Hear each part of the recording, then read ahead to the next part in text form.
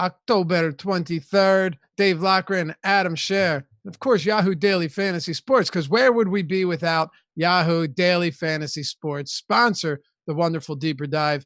Hey, Adam, they got the 50K NBA baller today. They got the 250K NFL baller on Sunday. We're going places in this world. Yeah, football over there has been really fun for me this season. So big fan of Yahoo right now. Yeah, by the way, fun when it comes to DFS means you're winning, because otherwise nothing about it is fun. Especially when for the first 6 weeks or whatever, there was no CSV upload. There was no actual fun being had until late on Sundays.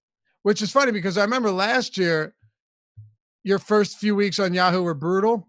Yeah. And this year, your first few weeks were fantastic. Yeah, I think that football this year might be the first time I've ever profited on Yahoo, ever. Yeah, I think football last year was the only time I profited on Yahoo ever. But the thing is, they've got a lot of cool contests that, well, put it this way, some no management fee contests where whatever you pay into it gets paid back out. You got to hit them early in the morning because they fill up quick. But the coolest thing is you can get up to $30 in Yahoo Sports Rewards points just by signing up through us. Our social media guys will drop the link into the YouTube chat, or just go to awesemo.com, click on the NFL tab, and you'll see the primetime article. It's free. And, of course, right there at the top of the article is the Yahoo link. The YSRPs, Yahoo Sports Rewards points, are as good as cash to play and win real money on the site. Yahoo Daily Fantasy Sports, sponsor of the Deeper Dive. All right, man, yesterday was 2 games, but now we finally get into it. 11-game slate to fully kick off the season. Yeah, pretty definitely excited about it. Nice to have, spread out ownership and not having to worry about, really high-end guys across the board. So let's dive into it. We got 11 games. And, of course, happy to have you fellas with us. It's good to be back talking NBA, Detroit and Indianapolis. Blake Griffin, we'll get the injury news out of the way first. I'm assuming there are plenty of people watching this show that haven't really done any research, have been focused on NFL. Blake Griffin is out for the first week of the season, if not more. Pretty big news there, because you're going to see usage shifted around quite a bit. And then outside of that, Reggie Jackson's fine. He's going to play. And that's pretty much the gist of it.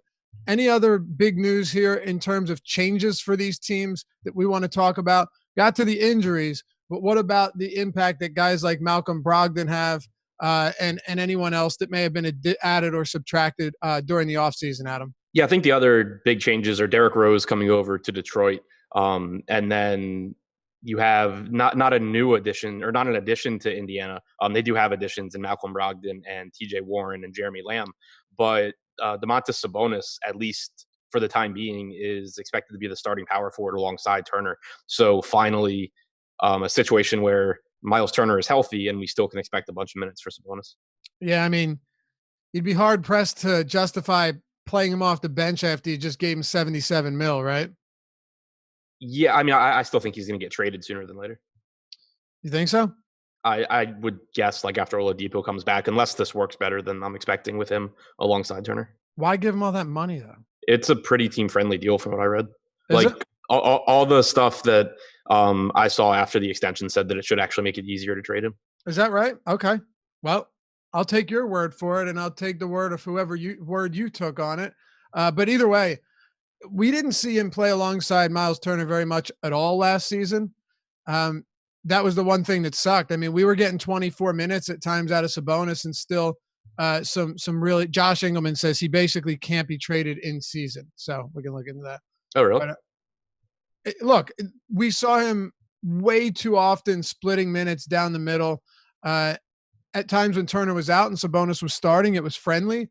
But starting alongside Miles Turner, how do you think it impacts both of these guys against Andre Drummond today, and of course going forward for this Pacers front court? Yeah, so I think that it's kind of interesting because we got about a little over 400 minutes last season of Sabonis alongside Turner, and as you would expect, his numbers dropped off. He averaged, if you take Oladipo off the floor and you put Turner on, Sabonis averaged 1.03 DraftKings points per minute compared to 1.32 without Oladipo or Turner on the floor. But I expect Sabonis to be staggered with Turner. So I still think that you're going to get about half of his minutes without Turner out there. And that basically comes out to, 1.18 to 1.2 points per minute. And then you factor in that those backup center minutes are coming against, the likes of Christian Wood. I think it's still a really good spot for Sabonis. I think the minutes are still really valuable. So he's still my favorite play from Indiana. Okay. Hey, by the way, just quickly, because we don't have a ton of time on today's show. How about that Alvin Gentry rotation yesterday? And then Nick Nurse doing the complete opposite, playing only 8 players in the opening night. And then Troy Daniels being a key rotation piece for the Lakers. Pretty amazing, huh? Yeah. What a way to start the NBA season. Yeah. And by the way, we did see some staggering between Van Vliet and Lowry, but they both played a lot of minutes, about 45 minutes, including that overtime period for both. Talk to me about Indiana, though, and who you have for them today against Detroit, if anyone. It's not one of the higher totals on the slate. As a matter of fact, it is the lowest, 210.5 total here. Pacers are 7.5-point favorites at home. But like we've said, you have Brogdon, you have Derrick Rose on the other side in Detroit, which certainly should play into his favor with Blake Griffin out. What do you make of the top plays from this game? Does Jeremy Lamb stand out to you? Only had 20% usage throughout the preseason. What do you like here, if anything? From the Indiana side, I don't like a whole lot outside of Sabonis. I think that you can take, tournament darts or tournament flyers on guys like Turner, Warren. But Sabonis is the one that really stands out as my favorite play from that side. The Detroit side, I think, is really interesting because I think there's a lot of cash plays from Detroit, just because with it being the first game of the season, there's not that many injuries that haven't been adjusted for. Blake Griffin is one of them, though. You have $3,600 Markieff Morris. You have a $4,400 Derrick Rose, probably playing 27 minutes, getting plenty of usage. On DraftKings in particular, Andre Drummond, $8,400. He last season without Griffin on the floor, he had a usage percentage a little bit over 26%. His rebounding percentage was over 27%. And then you factor in that he's going up against an undersized front court. He has 30 pounds on Miles Turner. He has 40 pounds on Sabonis.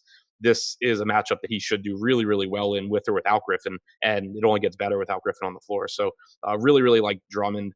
And then I think we have on DraftKings right now, Luke Kennard, the highest projected owned player. Yeah. I think it's okay in cash. I'm not going to get to the field in tournaments just because it's still Luke Kennard. He's a good point per dollar option, but I think that there's just a lot of ways that can go sideways, and there's still plenty of, lower projected cheap guys, but guys that have, comparable ceilings to Kennard that I can roster at lower ownership. You want to move to Charlotte and Chicago? Yep. So that Charlotte starting lineup is a sight to behold, huh? It is bad. It's not good. But here we are talking about it for opening night. What are we expecting? Rozier, Bacon, Bridges, Washington, and Zeller? Yeah, but someone pointed out to me on Twitter, and I thought it was a really good point because I've seen Washington projected for up to like 28 minutes on some sites. Their GM a couple of days ago said that the plan initially had been to send Washington to the G League, but then they kind of figured that he'd be in the rotation playing, and the quote was 15 to 22 minutes. So I think he could play 28, but I think that maybe getting a little bit over projected. I don't think it really matters on DraftKings because he's expensive enough that you're not getting there, but he's 3,800 on FanDuel. So potentially a reasonable value option, but I think some sites have his minutes projected a little bit higher than I do. Yeah, I saw a note on RotoWorld that it was the Hornets GM that said he was going to be part of the regular rotation. It was Kupchak. Was it? Yeah. If you said that, my apologies. I was looking for it. But I mean, let's dive into this Charlotte lineup then. Nicolas Batum, he really hasn't been fantasy relevant in some time now. So, if you got him coming off the bench, it really doesn't make a big impact at all. But Jeremy Lamb was one of the better producers there last season. He's gone as well. The biggest name that has departed is Kemba Walker. So you wrote the deep dive today. You can find it on awesomemode.com. I'm sure you ran numbers here with Walker off the floor, but the really wild thing, and this is why I pointed out the Charlotte lineup initially, is it's not just one guy or two guys that we're talking about being a little bit different. This outside of Cody Zeller, who only started at times last year, of course he was out for a while, is a totally revamped starting lineup. Yeah, still not a lot of high usage guys in it. Dwayne Bacon actually led the Hornets in usage percentage in the preseason, so that's something to keep an eye on. Not something that I'm really getting to in this game on an 11 game slate. But if he's going to take a bigger role offensively, that's something we'll want to pay attention to. Terry Rozier, I think, is obviously the number one guy from Charlotte, but I'm still That just not price really point getting. is tough, though. What'd you say? That price point is tough, even on Exactly. FanDuel. I wrote him up because it's Terry Rozier and he should be able to do whatever he wants offensively. There's not really anyone out there that I expect to be stealing shots from him. But it's just a really tough price point when you start comparing him to other guys. Like, would you play him over Chris Paul, even though Paul's got Utah? I don't have that much Chris Paul, but I think more Paul than Rozier, but he's not even that much cheaper than like Zach LaVine on the other side of this game. Right. It's just not a very appealing price point, I don't think. Yeah, and you've got guys like De'Aaron Fox facing Phoenix in what should certainly be an up-tempo game with a whole lot of points and very little defense, at least on one side of that game. But I'm with you. I don't really see much need to get here. Like if you wanted to pick and choose tournament plays because they're cheap and they're starting and it's a bad team, I don't have an issue with it. But it's also not one that stands out. 216.5 total. And the Bulls are favored here by 3.5 points. Talking about the Chicago Bulls, then Adam, with this team, there actually are some pretty quality fantasy assets each day. Zach LaVine was solid last season, but he's not someone that produces peripheral stats in bulk. Large part, he's a scorer, but I would expect him still to be involved as a facilitator this year too, especially given what that starting lineup will look like. Otto Porter, Lauri Markkanen, and then Wendell Carter is back after that season-ending injury last year. He finally started to turn things around after averaging 47 fouls per 36. And do you remember that? Yeah. with him and it was him and Jaren Jackson, who were like, they had 3 fouls in the first quarter every game. Yeah, it was a really expensive time of my life. He started to turn it around, though. Then he got injured. Yeah, he did. I really like LaVine here. He's the one that stands out to me for Chicago. You know that he's going to lead the team in usage. His assist percentage probably drops a little bit from last year, but I still think that he'll get his share of assists. I also think he could be a bit more efficient this year than he has been in the past. The addition of Tomas Satoransky in place of the dumpster fire point guard position they had last year with Chris Dunn, with Shaq Harrison, with whoever else they ran out there. I think that Satoransky could help LaVine a bit as well, just from a facilitating standpoint. So really, really like LaVine. Love his DraftKings price at 7,900. Markkanen, Carter, Porter are all, I think, secondary options that are viable. But LaVine's one of my favorite plays on this slate. I mean, he really. Let me ask you this, because LaVine last season, especially when this team was dealing with injuries early on, Chris Dunn being one of them, was really spectacular. And if you remember, his price just stayed low forever, despite being a 30+% usage guy. Slower paced team. I believe they sped it up towards the end of the season a little bit. But what type of minutes do you envision these guards getting behind Zach LaVine and Tomas Satoransky? Sorry, Satoransky. Referring to like Kobe White and Chris Dunn. Yeah. Yeah, I have White at like 20. I've done it 15 or 16. Kobe White, if he were one of these guys that was like 3,300, or like min salary, I'd have some interest in him just because he's going to come out there and he's going to gun, just like we saw with Walker Alexander last night. But 4,200 on DraftKings is far enough off the minimum that I'm not really getting there. I just don't think that you're going to get enough minutes or enough production out of these backups. Yeah, I don't think so either. And I also think what we're going to see once again is Zach LaVine playing a boatload of minutes in a game that should be pretty close. Do you have anything else from either side of this one? No. Okay. Orlando, Cleveland. I promise we're going to get to some good games here. Orlando at home hosting the Cleveland Cavaliers. Magic 9.5 point favorites, 211.5 total in this one. Vooch is really, I mean, not just Vooch, but you've seen the center pricing on FanDuel, right? It's pretty wild. Yeah, it's kind of the opposite of DraftKings as far as they have guys priced up there. Yeah, I mean, 9,100 for Vooch on FanDuel is actually cheap in context when compared to the rest of these guys. But you're going to see a new look for Orlando to some extent this year. They started obviously grooming some of these young players last year, Jonathan Isaac being one of them. Aaron Gordon took another step forward. DJ Augustine is who he is, and there's really no time wasting our breath on him. But the lineup looks pretty similar to what we saw, and the rotation shouldn't be all that far off. But let's start with a guy like with Jonathan Isaac. I feel like he could end up soon enough being a pretty productive player. Do you think that will start early on? Yeah, I mean, I agree with you that that certainly is probably going to happen sooner than later. It's obviously a really good matchup against a Cleveland team that is just absolutely awful on the defensive end. Well, probably on both ends, but definitely on the defensive end. I think that Isaac is particularly appealing on FanDuel because the small forward position over there today is just absolute garbage. So I think that being able to roster Isaac there is pretty appealing. On DraftKings, you can roster him there as well, but he's $1,000 more expensive than Evan Fournier, who also has small forward eligibility. So DraftKings, I prefer Fournier over Isaac, but on FanDuel, I like Isaac. Okay. Yeah. Dead last in defensive rating last year for the Cleveland Cavaliers, 116.8. That's just really bad. They did, however, play at the second slowest pace in the league, Adam. So do you expect that to continue, slow paced, kind of slogging type Cleveland Cavaliers squad? Yeah, I don't expect them to play that fast. Like they could pick it up a little bit. I'm not saying that like they're going to be the slowest team again, but I don't anticipate them suddenly being a fast paced team. So what's your overall take on Orlando today against Cleveland? Like we said, bad defense, slower paced team, but very efficient. Teams have been very efficient against them. You can tell once you get into some of the shooting numbers. I think the pricing on Orlando is actually pretty fair for the most part. You obviously can roster guys like Gordon or Vooch. They have high ceilings. It's a good matchup. But when you start comparing them to other players of their position, I think it starts to get tough. Even on FanDuel, where you mentioned Vooch is a bit underpriced in comparison to guys at the top, you still have him, $1,800 more expensive than Hassan Whiteside. Yep. You still have him more expensive than DeAndre Ayton, Thomas Bryant. So like it's still a really deep position.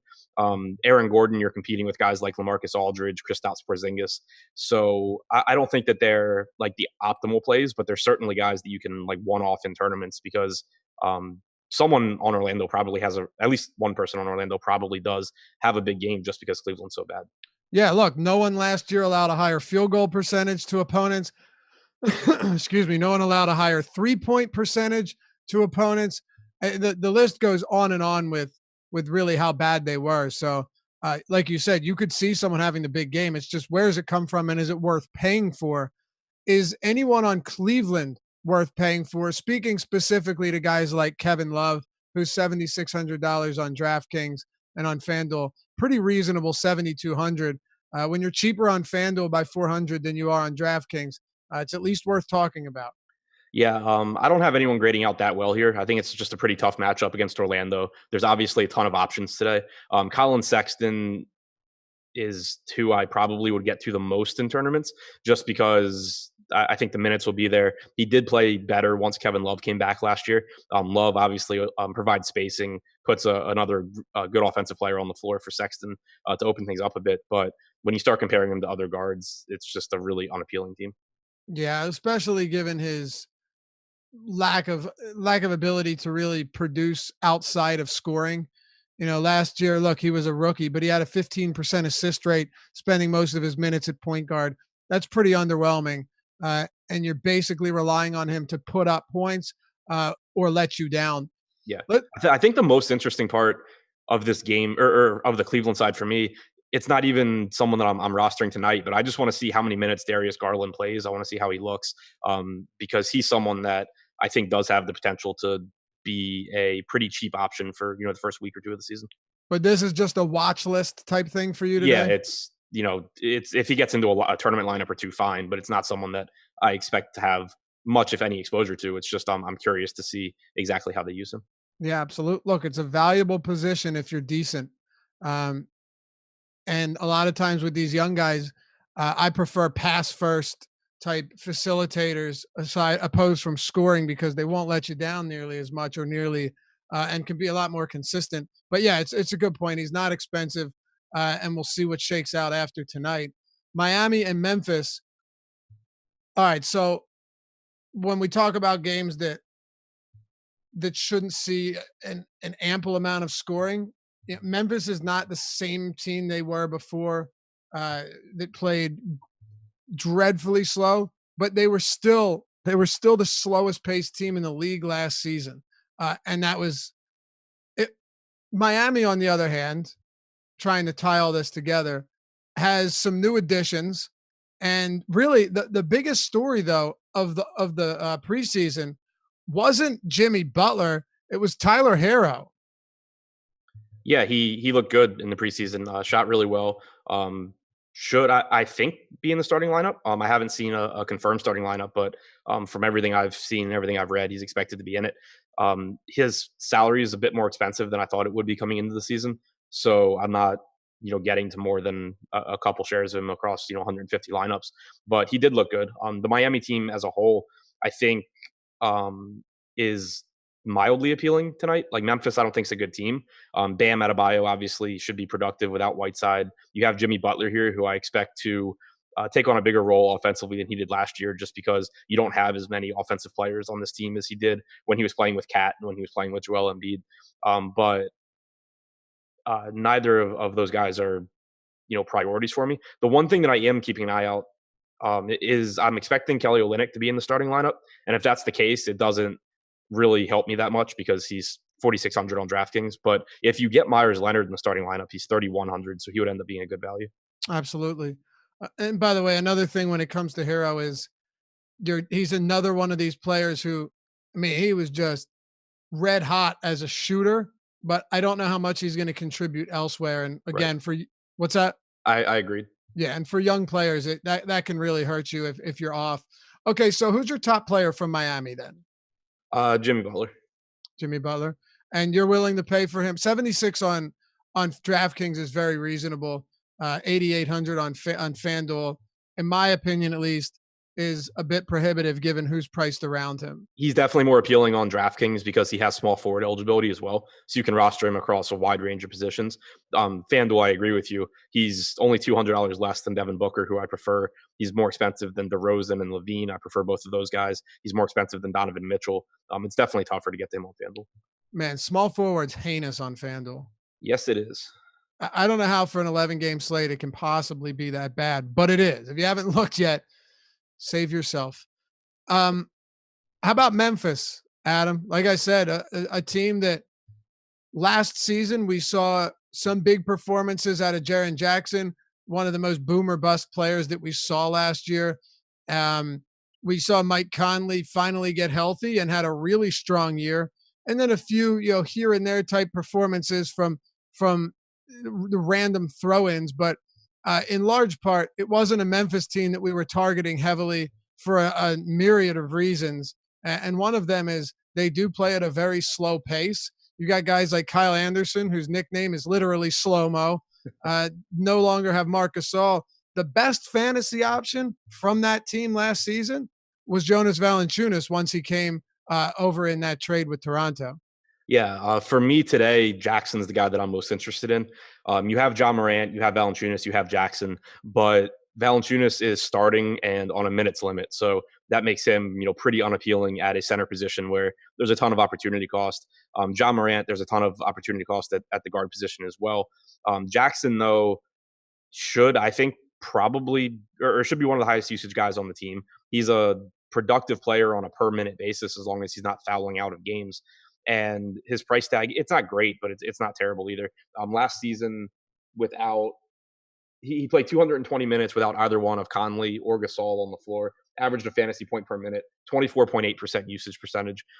So I think that the opportunity will certainly be there for him. It's not a core play for me, but out of the Memphis guys, he's the guy. He's the guy that I have the most of. Yeah, look, as long as he doesn't foul out in the first 7 minutes, the guy has a ton of upside. You were talking about Jackson, right? Yep. Yeah. Plus, phenomenal shot blocker for his position, and can contribute across the board. Again, I find it really valuable. With Jama Rondo, though, what are your thoughts on him here? He comes into the first game of his professional career, and he's not cheap, right? You're not getting the rookie discount on the Memphis Grizzlies. He's 7,500 on FanDuel. He's $6,600 on DraftKings. This game, once again, should be a pretty slow affair. Not to say that's everything, but you add Jimmy Butler, Justice Winslow's a quality defender, Adebayo's a good rim protector. It is still a pretty difficult matchup for Memphis on the whole. Yeah, one of the lower team totals on the slate. And the thing that really stands out to me that you mentioned is that he's not really underpriced. Like we talked about liking multiple guys on the Pistons who have a similarly low team total, but their whole team is just really, really cheap. Exactly. Yeah. That's not the case here with The Memphis. Blake Griffin effect, I would Right, assume. exactly. You don't have that really here with Memphis. It's a tough matchup against Miami on the road. So because I don't think I'm getting much of a discount on Morant, I'm not too concerned about not having a lot of him. Like I think that he certainly can have a good game. He had a 55% assist percentage in the preseason. He came in as touted as someone that would do a really good job picking up assists. But it's just not somewhere I'm getting to on this slate. These are the type of guys I really like, and I assume I'll play a lot of him this season in more favorable matchups. But yeah, it's a tough spot to get to at that price. Anything else here? Nope, Okay, no Adebayo. just a secondary guy. Yeah, uh, center's got a decent amount of quality options, particularly at the top. Brooklyn and Minnesota. Look, another revamped team. Kevin Durant's not there yet, but you've got Kyrie Irving. Spencer Dinwiddie is doing. Did you see what he did with his contract, by the way? I kind of was following it. I know it had something to do with like tying it to Bitcoin or something, and the NBA told him he couldn't do it. Yeah. Yeah, basically. Karis LeVert suffered what looked to be a season-ending injury last season, and he actually returned. Uh, he was good in the postseason, but he was pretty rough. Uh, you know what? Very low floor, decent ceiling is the best way to describe him. But yeah, I don't know what to make, honestly, of guys like Jared Allen. He was all over the map last year.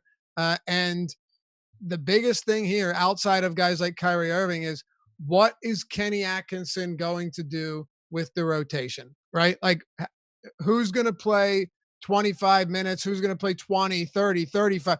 He has been all over the map. You actually had a good tweet on that the other day. I can't remember what it was. Oh, you said he never met a rotational player he doesn't like. Oh yeah, because he had come out and said that he didn't think that Musa was going to be a rotation piece, but that now he's thinking maybe he is. Right. So what's this rotation going to look like? Probably a mess. That's what I mean. It's really difficult to peg it. I have Kyrie projected for like 33, 34 minutes. I have LeVert up around 30. I have Joe Harris around 30. I don't have anyone else above that. No. There's just a lot of interchangeable pieces here. You have Harris, you have Prince, you have LeVert, you have Kurucs. David Nwaba's on the team now. Garrett Temple's on the team. Like there's just so many pieces that he can sub in and out based on who's playing well or if he needs defense, if he needs shooting, whatever. And while that is potentially good for a real life team, it's a nightmare for us. So while there are some good players on the team, even the center position, like we don't know exactly how it's going to shake out with Jared Allen and DeAndre Jordan. There's my best guess is that you basically get them splitting minutes. Yep. That's what I'm at too. Is great. So outside of Kyrie Irving, who I think is by far my favorite option on the Nets. It's not even close. Right. But I don't even think he compares that favorably to other guards, especially when you factor in that he's like $1,000 more expensive than a lot of them on DraftKings.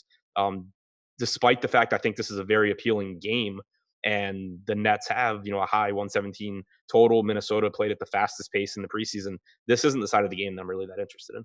Okay. I will say this though, despite all of Kenny Atkinson's nonsense and like bipolar coaching tendencies, I don't think Kyrie Irving is going to get the same treatment as D'Angelo Russell did, in that D'Angelo Russell makes a mistake defensively and he's benched for 12 minutes. He misses his first 5 shots. He doesn't come back in until 4 minutes left in the second half. I don't think you're going to see that type of treatment with Kyrie Irving. No, I mean, if you see that, I think Kyrie is going to be like just in the locker room pouting and making things miserable for everyone. Right. And D'Angelo Russell's a good player, but Kyrie Irving is a really good player, and you want him on the court as much as possible. So you said the other side interests you. Let's start with Karl-Anthony Towns. If you're projecting a split between DeAndre Jordan and Jared Allen, that's one thing. But Karl-Anthony Towns here going up against the Brooklyn frontcourt that's been decimated over the past couple of years. They have made some changes, though, namely DeAndre Jordan. How does that affect Towns' matchup tonight? It obviously makes it tougher in that he has to deal with DeAndre Jordan and Jared Allen, and they're both quality defenders. And, Jordan's a really good rebounder. But you're still talking about Karl-Anthony Towns, who last season, without either one of Butler or Derrick Rose on the floor, had a 31.3% usage rate, had over a 20% assist percentage, and over a 20% rebounding percentage. Just obviously a really good player, contributes across the board, plays big minutes night in and night out. So even though it's not as favorable a matchup as centers against the Nets used to be, that's not making me shy away from Towns. I have him projected as the highest scorer on the slate. The one caveat that I would point out, and something that Josh and I talked about on the podcast last night, as much as I love Towns, there are a ton of really high upside options on this slate. And right now on DraftKings, we have Towns projected as the second highest owned player on the slate behind Luke Kennard. Whenever you're talking about a really expensive player being one of the most popular players on the slate, you can always make a case to just go to other guys in tournaments. I still expect to be around or over the field on Towns, but that's just something that I think from a strategy standpoint is worth pointing out. Yeah, and we'll get in a few minutes to the guys that are priced around them that we think can do the most damage and can be that can be comparable or better. But how many guys up at the top, just to tease it for a second here, at the position, how many guys of the Drummonds, the Vooch, the Jokic, the Embiids, the Towns, how many of those guys, you don't even have to name names, but how many of them do you have a lot of interest in today, of those, say, 5 or 6 big men? Of which ones did you name? Of like Towns, Embiid, Jokic, Vooch, and Drummond? Yeah, so it's a lot of interest in basically Towns, Embiid, Drummond. Okay. And then Whiteside.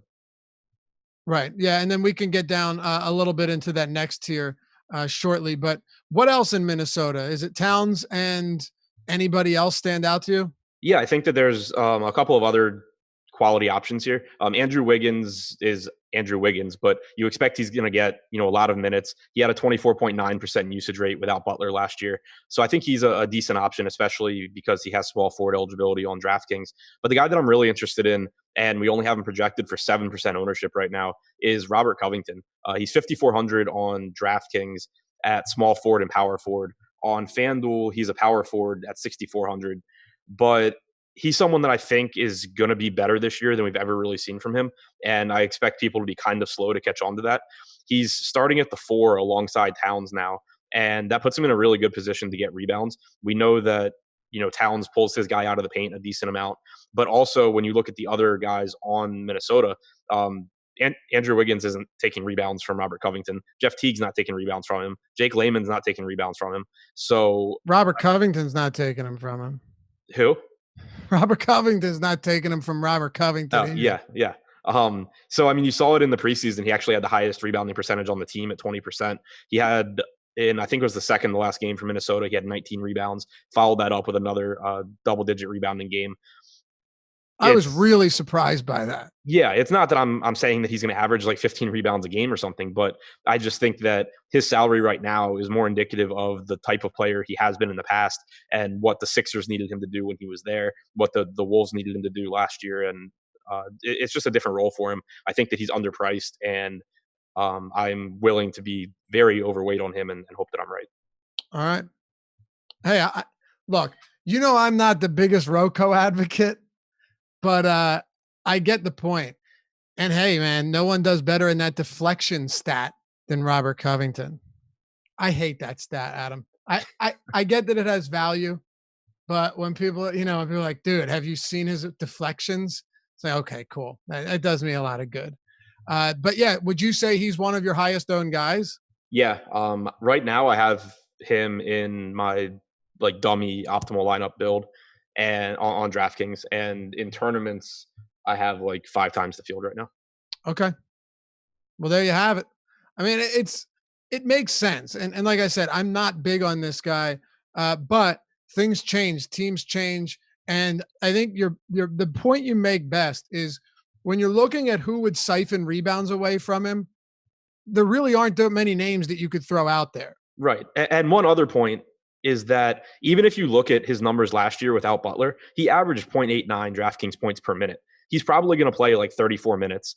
He's 5,400 on DraftKings. Even if you just, take 0.89 points per minute times 34 minutes, you're looking at a projection of 30 DraftKings points at 5,400. So even if you give him the same production as last year, he ends up being a good play. And I think that there's definitely reason to think he's more productive this year. Okay. I'll be interested to see what Brooklyn's pace looks like.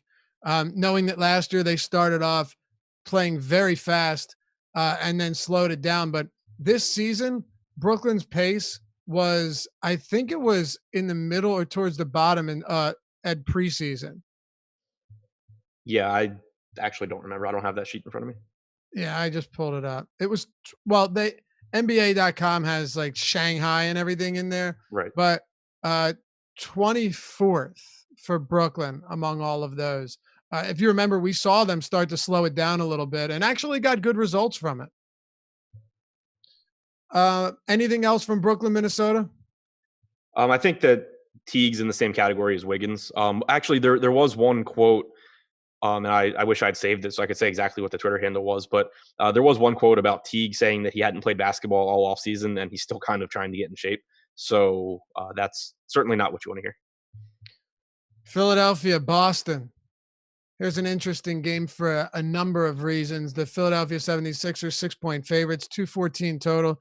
I actually want to start by just taking a look at all of the changes that we've seen because both of these teams have seen quite a bit. Adam, and then just kind of apply that into how we're approaching this game tonight. First of all, this Philadelphia lineup is going to be big, right? I mean, you're talking about a starting lineup in 2019 that is going to consist of Ben Simmons, Al Horford, and Joel Embiid. Tobias Harris, he's played the 3 before, Richardson at the 2. That's fine. But Simmons, Horford, Embiid, Richardson, Harris, it's a big lineup, man. You're going to need Simmons to start shooting. He is playing, by the way. That questionable tag is kind of ridiculous, but he is active. He is going to play. But then Al Horford taken away from Boston. Now, if you remember, which I know you do, Al Horford was the Embiid stopper. I mean, he sealed him up. So now you've got him starting alongside Joel Embiid. And then a talented shot blocker and Robert Williams on the other side of this game. How do you think he fares starting for the 2019 season? And what do you see shaping up with this game based on all the all the acquisitions and losses both of these teams have seen since this summer? Yeah, I mean, overall, I don't have tons of DFS interest in this game. Embiid is the exception. I think that, not having to deal with Horford, now having a front court that has Enes Kanter and Daniel Tice and Williams, much less scary to me for Embiid. You don't like Kanter's defense? I don't really love his chances here. Oh, okay. Embiid averaged 1.65 DraftKings points per minute without Butler last year, 34.9% usage rate. North of 20% rebounding percentage and assist percentage. Obviously just a monster and a weaker front court now defensively for the Celtics. So I really like Embiid. The issue is just that I still have him projected pretty far behind Towns. I have him as one of the higher scorers, but just not as high as Towns. I have him projected similarly to Andre Drummond, a little bit higher, but he's more expensive. So it's tough to get tons at this position, but I do think Embiid's the best play in this game. All right. So the big thing for me is we know that Brad Stevens is a very solid coach and someone that, regardless of who his personnel is probably going to whip this team into shape to some extent. Would you agree with that? Yeah. Okay. So I still think Boston's going to have a quality defense. And I still think their front court defense is going to be solid enough, but it really just comes back to your point. Embiid without Jimmy Butler on the floor. I mean, he was pissed when Butler first came because he was losing opportunities and they kept throwing him as a spot up guy at the top of the arc. It was crazy. But I think all of that makes perfect sense. What about the rest of these matchups and Boston's defense now that they have a bit of a new look? Yeah, I think that both of these teams will be good defensively. Obviously we talked about the interior defense not being as strong, most likely as it was before, but you still have a bunch of long defenders on the wings for Boston. So not a spot that I'm really looking to attack. And then on the other side, I expect Philly to just be absolutely phenomenal from a defensive standpoint. They're really long. They have good defenders inside and Embiid and Horford. So I just don't see a whole lot here that I really like. Yeah, me neither. that interior defense is going to be scary, but also the fact that both Embiid and Horford actually have range. And I mean, if they have to run the court, they can do that. Because I've long thought that Horford's one of the most unheralded big men in the league. Yeah, I agree. Yeah, I think it'll be an interesting combination. It might take a little while to get it all working right with the size of this lineup, but I definitely think they're going to be hell for opposing offenses. Shit, I think the reason they signed Horford was just so they could stop Giannis Antetokounmpo in the conference finals. But I mean, hey, it's not a crazy idea. Take him off Boston, so now Embiid doesn't have to Right. face him, and now Giannis does have to face him and Embiid. That'll be a fun matchup this season for sure. Conference final game or conference final, Sixers Bucks. Yeah, that's my guess. That's I think most people's guess. Yeah, me too. Knicks have a shot, but all right. You're So joking, right? what? You were joking, right? Yes. Okay. I couldn't see your face when you said it. No, I kept a straight face. Don't worry. Speaking of the Knicks, we got San Antonio and New York. This will probably be a beat down, but San Antonio's favored by only 10.5 points, Adam, which actually was a little bit surprising to me. I know you've got Julius Randle, but I don't know how much he contributes to your win percentage here. You know, Bobby Portis. There are a few guys on this team that are decent role players. Marcus Morris. It's better than it was last season. I'm trying to be kind. They have a lot more talent. I just have no idea how it's going to fit together. Right. But look, hold on. They have a lot of talent, but it's not like competing. It's not talent that's really competing in big games. No, it's guys that like Fantasy value, though. Yeah, it's fantasy guys. That's exactly what it is. I mentioned it on today's NFL strategy show. In football, when you have a really bad team, a lot of times it's hard to find any fantasy value there, right? You can't get the pass going. You have a bad quarterback, which means you can't run the ball. In basketball, you have teams like the 2013 or 2014 76ers that were they were historically bad. And we still had guys like Tony Roten or Michael Carter Williams that could produce. So basketball, you don't need to be a good team to have fantasy value. Right. The Knicks terrify me though because they have so many interchangeable pieces for Fizdale. You know, like obviously Randall is the guy that you project the highest on this team, you feel the best about, but we don't know exactly how it's going to work out with him. Like I think he'll probably be good, but it's not a great matchup. The Knicks only have a 102 team total. He's not cheap. He's at a stacked position, so I'm not really getting much of him. Same goes for Portis. RJ Barrett played insane minutes in the preseason. Played 36 minutes in one game, or played 39 minutes and then followed it up with another 36. I don't know if that continues into the regular season or if he, plays like 34 or something like that. But he's not really getting a rookie discount either in a tough matchup. So just not really the game where I want to be taking shots at Knicks.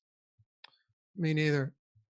I think you could make an argument that Fizdale's rotations were maybe the most frustrating in the entire league last year. I don't think that there's much of an argument against that. Okay. Yeah, I guess I think there's a couple we could throw in there, but I mean, he just flat out stopped playing Enes Kanter for no reason at one point. And like 3 of the wings too. Like yeah, exactly. you'd go through popcorn machine and it'll be like, oh, like Trier played 24 minutes last game, and then it would be like DNP Trier. Oh God. Yeah, trying to guess what they were going to do with the point guards there once Dennis Smith came in. It was brutal, but I don't think we need to elaborate much. I guess you could try and take stabs at one or two of these guys, but in all seriousness, is it even worth trying to roll the dice when we've got, 11 games to choose from? It's not to me. And the reason is that, yes, Julius Randle can certainly have a big game, but you look at the guys around him, within, $500-$600 in either direction. Kristaps Porzingis against Washington, Bagley against Phoenix, Aldridge on the other side of this game, Sabonis, Lauri Markkanen, Thomas Bryant. Like, I don't feel the need to be taking a shot at Julius Randle instead of those guys on an 11-game slate where ownership's really spread out. The one guy I might have had interest in isn't even playing. So I'm a big Mitchell Robinson guy. Yeah. And just, when you block shots like he does, rack up those easy point rebound doubles, you always have an ability to pay off what is a pretty cheap price point. But let's talk about the San Antonio Spurs. Another frustrating type of rotation we've seen in the past, but I think Pop gets a little too much hate for that. usually if you just look at, are they on a back-to-back? How many games have they played? Uh, the, there is method to Pop's madness, and I don't think it's crazy to have a pretty good understanding on most nights of what you're going to see out of the top players. And I don't think that would be any different tonight, assuming this game isn't a blowout by halftime. Yeah, I agree with you. I think that there's obviously there could be some fluctuations in minutes for guys like DeJounte Murray, Derek Yeah. White, Rudy Gay, Who missed the Jakob entire Poeltl. season last year for anyone that wasn't playing. Right, but Aldridge and DeRozan, I think assuming the game stays competitive, they are pretty much locked into their minutes. Especially first game of the season at home.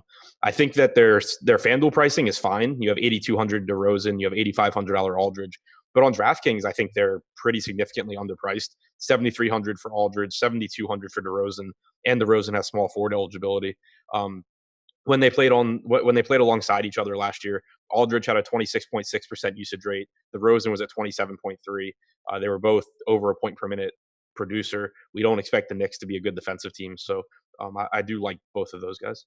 Yeah, me too. I don't really have much else outside of that for this team. Do you? No, I mean in tournaments, I can see taking some shots just to like a cheap Rudy Gay or Jakob Poeltl on DraftKings, but far below Aldridge and DeRozan for me. All right, you ready to talk about Luka? Yep. All right. He's not even the one I'm getting the most of in that game.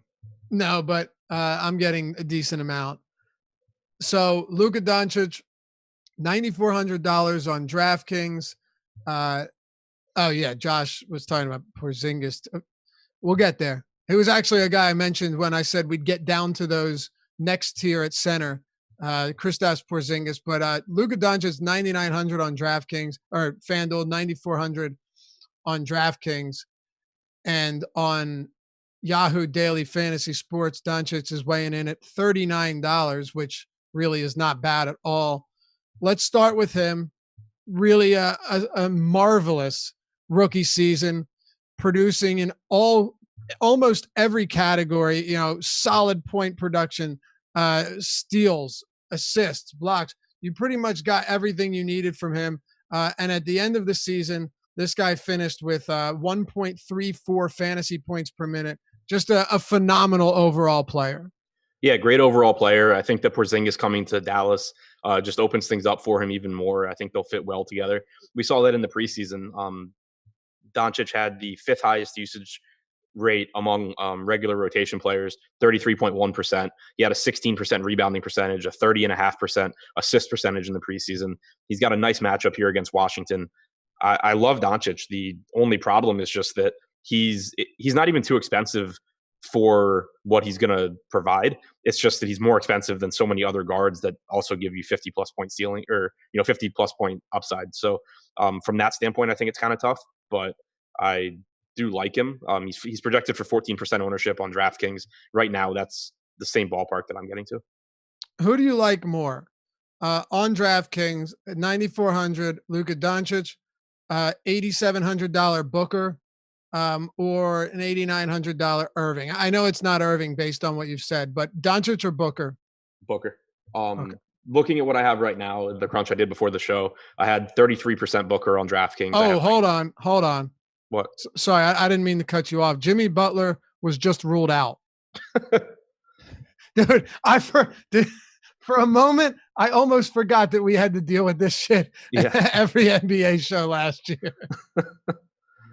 And this was just a personal thing. It's a personal reasons. Jimmy Butler ruled out. I didn't mean to cut you off, but we got to circle back on this now. Yeah, of course. Go ahead, run with it. With Butler? Yeah. So I obviously hadn't thought about what would happen if he sat, but I think that so we already have Deion Waiters suspended. Now we don't have Butler. Hero might have a 38% usage rate. Who? Tyler Hero. Oh, well, I was thinking that Myers Leonard might actually have to play minutes now. I mean, he might. So my thinking is that when I mapped out the minutes earlier, I was able to give Myers Leonard basically the backup center minutes and a couple minutes at the four. But Derrick Jones Jr. was picking up a lot of the minutes at the four. Now, if he's picking up other minutes, I think you're going to get more lineups of Leonard out there alongside Bam. So I think that Leonard is probably a beneficiary that maybe people don't look to right away just because he plays a different position. And then I think that, you'll just get more usage for guys like Winslow, for Adebayo, for, Hero, for everyone. Yeah. So you think they might just have to go bigger? Yeah. And against Memphis, it's not like it's No, not it's like, not a crazy idea at all. right. Like it works anyway when you're talking about a Valanciunas Jackson front court. Yep. And I guess, I don't know, Derrick Jones Jr. Yeah, I mean, I think he gets more. I already had him projected for like 20 minutes. I just thought he was going to be getting a lot of that at the 4, but now I think he gets more of it in place of Butler. Okay.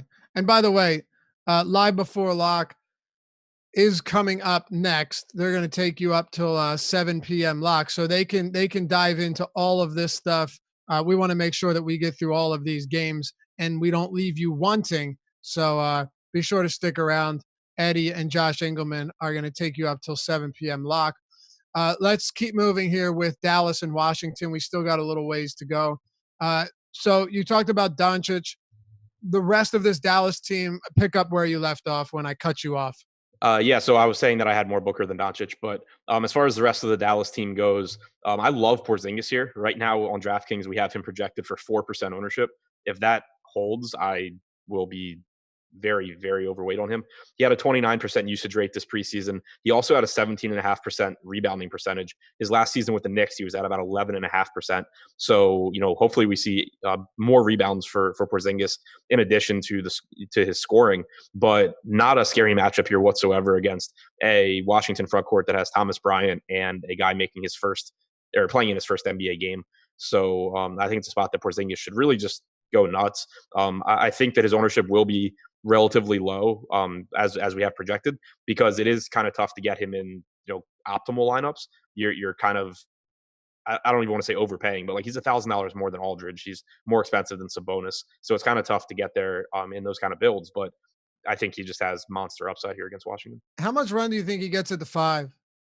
I have Boban at like 14 minutes. I have Kleba playing 28 total, but Powell's out. That's what I'm saying. Yeah, I mean, I think he gets probably a handful. I would say, 6 or 7. I could see him getting it to 5. And quite frankly, anytime he spends around there with his size, eating up them rebounds. How about Washington, Adam? Bradley Beal is very expensive on FanDuel, $9,800. But we know that with John Wall expected to be sidelined for almost or the entire season, Beal's going to do a lot, but is he worth it today? I think not so much for me on FanDuel, just because you're paying more for him than for so many other guys at a loaded shooting guard position. On DraftKings, I'm more interested. He's only 8,800. The biggest issue with Beal on DraftKings is that he is somehow one of 3 players on the entire site that only has shooting guard eligibility, even though he's basically a point guard. 30.9% usage rate without Wall last year, 25.5% assist percentage, 1.2 fantasy points per minute. And I don't expect it to be a really lockdown Dallas defense here. So I do get quite a bit of Beal on DraftKings. All right. So anybody else for Washington before we move on? Thomas Bryant and Ish Smith.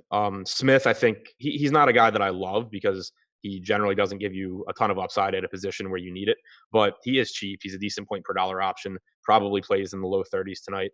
And then Thomas Bryant, going to be the second piece of this offense. He averaged about 1.1 fantasy points per minute last season. Hopefully can take a step forward this season, but I think that he'll have a lot of opportunities. So I think he's a pretty decent option, especially because on FanDuel, you do have so many centers priced up, whereas he's in the mid 6K range. Ish Smith, $10 on Yahoo. Yeah, that is really nice. Yep.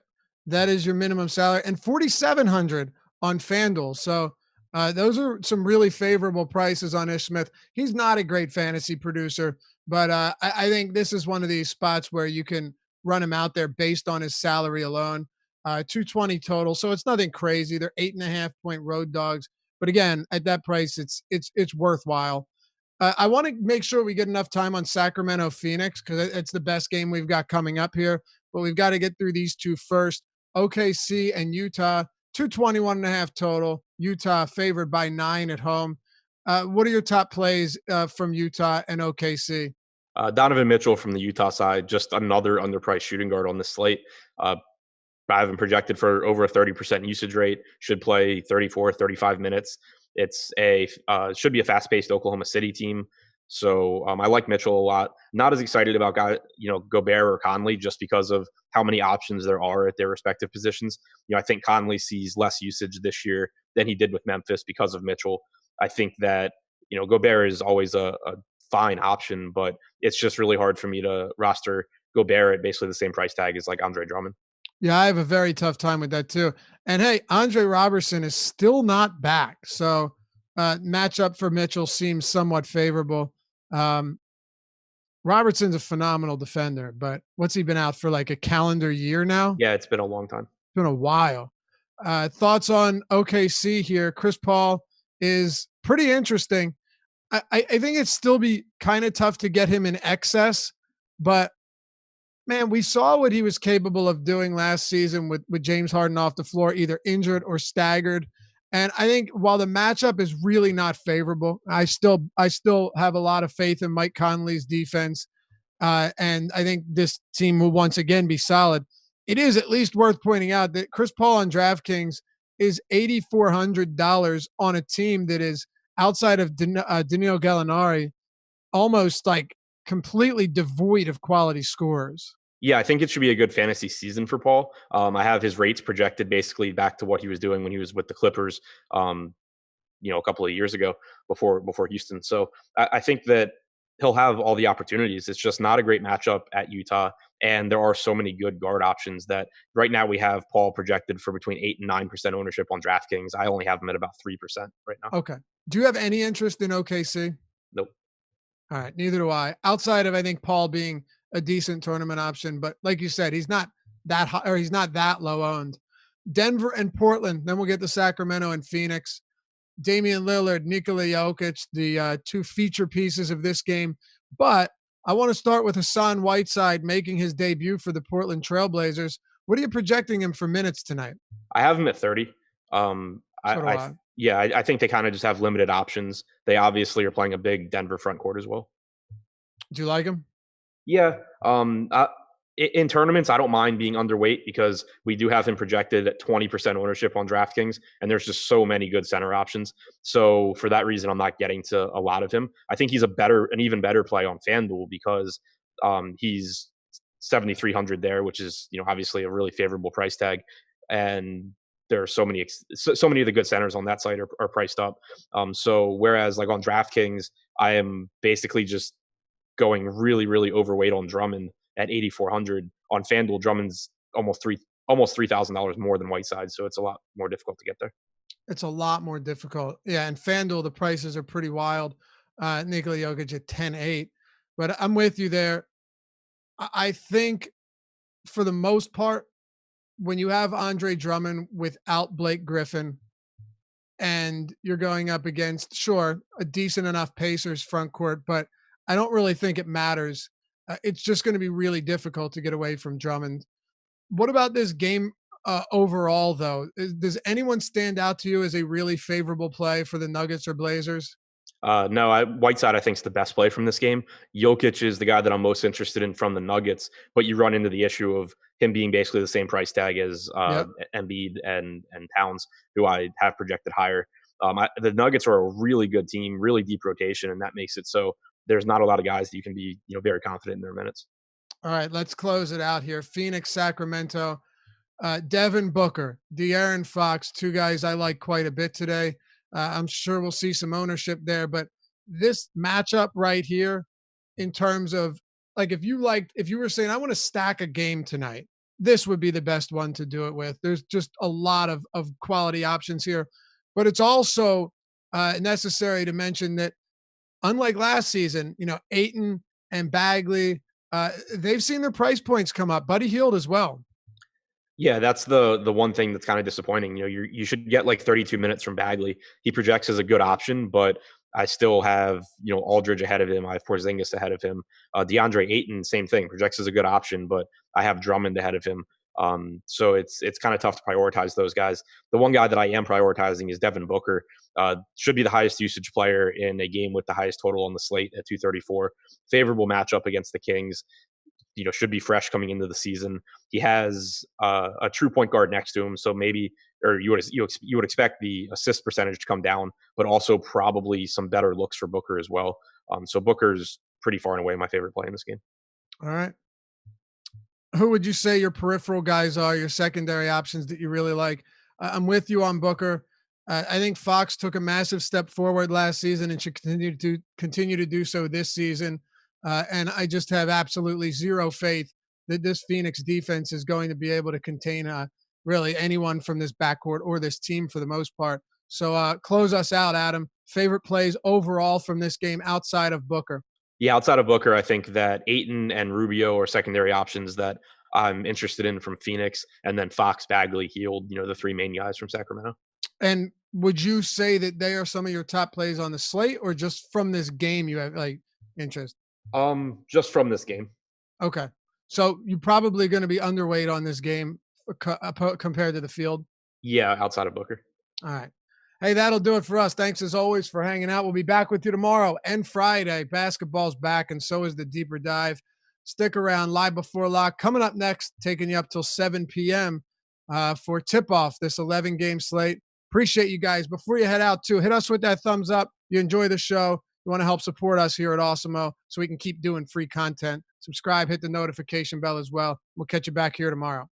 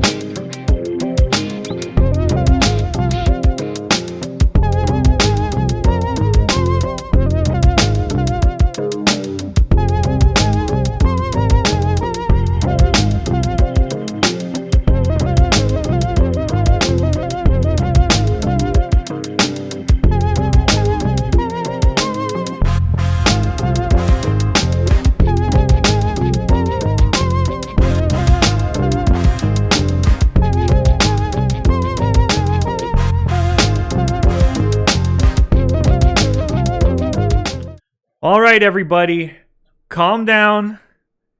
The excitement, you'll get it out of your system now. Live Before Lock is here. Fast Eddie is here. We are going to break this down. 11-game slate, and we just got thrown the big curveball. Had to happen eventually, and we're getting it right out of the gate. Jimmy Butler out for the first game for the Heat. Before we get into that, I got to get two plugs out of the way, and then we got a ton to talk about. Live Before Lock is the promo code 50% off your first month of Awesemo Plus. If you're interested in signing up and seeing everything we have to offer, we're churning out so much NBA content now, it's crazy. We probably have double the amount of stuff that we had going last year. I saw that. I thought we had the most crap in the industry last year. And I saw the page. It's like, this is what we're doing for NBA. And I had to take a break and have a sandwich halfway through reading the synopsis of all the NBA crap we have. Yeah, so it's a ton. We've got Alex doing a behind the paywall stream for the subs, which I think is going to turn into one of the more popular things that we do. I've listened the last 2 days. It's been fantastic. I highly recommend everybody check it out. Also, we have a new Live Before Lock sponsor. Shout out to SuperDraft. It's the future of daily fantasy sports. You don't have to worry about salary restrictions. You can roster anybody you want. anybody you want at all. Everybody's got a multiplier. So you get a different amount of points based on who you're rostering in what spot. You don't have to worry about fitting in your favorite 3K punt on a different site. It's the way to do it. You don't ever have to worry about not getting a guy that you want to get to just because of a weird salary structure. So sign up at SuperDraft. Go to superdraft.io. You can use the promo code AWESEMO. Get $20 in super cash with your first $100 deposit. You can download the app in the App Store. You can play at superdraft.io. Either way, there's no limits. All you'll do is do some more winning. Go check out SuperDraft. I mean, I don't see any other opportunity for us to start somewhere other than what do we make of Jimmy Butler? Yeah, this is not the best team to have someone out for the purposes of taking advantage of that team. I think if you look across the ball at Memphis, it's a minor upgrade for a couple of those guys, minus a real defensive presence on Miami. But Coach Spoelstra has frequently spoken at length about sort of the ubiquity of the team and how there's a very next man up thing. And he was answering questions just the other day when people were asking about who are going to be the starters, and he went on at length discussing how, you know, that's almost a meaningless distinction, and it's much more important to him to have yada yada yada. And the way they have multiple guys who play multiple positions from Justice Winslow on down, and the fact that they will run very small or very large lineups at a given time, not the best spot if you're trying to say what member of the Heat picks up all the juice with Jimmy Butler down. That said, there's a number of members of the Heat who are already somewhat interesting. And I mean, I think you have to sort of start with everybody's hero. Yeah. He already on FanDuel was somewhat difficult to get away from. Now, there were some nice high-priced options, and there was a lot of value. And depending how popular he was, I think previous to this news, I would have been a little bit dismissive. I think you could get Bacon, who's probably going to be lower owned, and there were some pay up options and exceptional value at other positions. But I preferred Bacon earlier. That's not the case any longer. Yeah, exactly. Now I have to bump Hero's minutes projection from something. I think he starts. I think he was going to start anyway. Dion Waiters is obviously suspended for those who don't know that. So at least for today, I was pretty sure he was going to start at the 2 anyway. I had him at 29 minutes. Now I have him at 32. I had him at 9 shots. Now I have him at 12 and a half. Like, it's really hard to get away from on FanDuel. On DraftKings, there is less positional merit to having him, and it's just going to come down to an ownership question. He's going to get towards the highest owned guy on the slate now. It's going to get close. I guess he won't quite get there, but he'll overcome Luke Kennard now. He'll overcome a couple other guys and get into the mid 20s, maybe close to 30%. So I'm fine getting away from it. But from just an X's and Y's ignoring ownership standpoint, he is the one who it makes the most sense will take advantage here. This is a Memphis team that's been pretty bad defensively, playing pretty slowly. Like, I don't want to overstate the case. And there's really a lot of the ways the Heat can go here. They have a dozen healthy bodies, so you could see more time go to Goran Dragic. I can see that working out, ending up with more time at the sort of the nominal 3 for Justice Winslow and them filling in that way. Yeah. I can see them going big and playing more Myers Leonard. Like, I can see it breaking down a lot of ways. So I wouldn't want to overreact to the news, but Hero is the number one guy that it makes sense to certainly take a look at there. And it gives cookies all the way down the lineup. Jimmy Butler's preseason play was really frenetic in that almost every game he really deferred. Going into their last preseason game, or their second to last preseason game, he was 8th or 9th on the Heat in fantasy points per game. Like, he'd really been deferring to other guys. And then he went out and had his blow-up game in a tough matchup. Yeah. So it's at least some distribution to give around to some of these other guys. So general cookie for everyone. Feel a little bit better about Bam, especially power forward on FanDuel. All these guys cookie. It would feel a little bit better if you were taking a shot on Kelly Olynyk, but Hero is the number one guy who you can expect to, especially points per dollar, take advantage. Who else do we see picking up minutes? I mean, I had Butler in for 34 previously. We need to fill essentially all of them with someone that was a 0. Or, yeah. I mean, I don't get the sense that they're dusting off Udonis Haslem today. He's actually inactive. Is he? They actually announced he wouldn't be playing. Yeah, the 3 guys they're without are, he's inactive and holding pom-poms. Dion Waiters is suspended for being a douche, apparently. And Jim Johnson is apparently in trouble for being fat. So I guess KZ Akbala gonna maybe have to see the floor today for a couple minutes. You'd get Duncan Robinson would get in there before him. No, I would now have significant interest in one of the guys I liked a lot in the preseason, which was Derrick Jones Jr. Yeah, he fills a lot of holes for them. Very decent fantasy producer too, simply because he's become a really good steals guy in limited time, and his shot has gotten better. So I like some Derrick Jones Jr. now. I'd probably be more inclined to go there than to increase on either Leonard or Olynyk. Dragic always had interest for me. It's going to be, there's a non-zero chance he starts. I don't think we've seen a lineup yet, but that's a real possibility. And something I'd want to keep an eye on as we get towards 7. If you get news that he's starting, then I do think you get 30 plus minutes out of him at, obviously, depending what time the news breaks, pretty nominal ownership. Beyond that, I think it's a little too cute to get into the Kendrick Nuns of the world. Yeah, it's really going to be hard to avoid Tyler Hero on FanDuel. If you had to guess, where do you think his ownership ends up? 39%. Ooh, okay. I anticipate having more than that.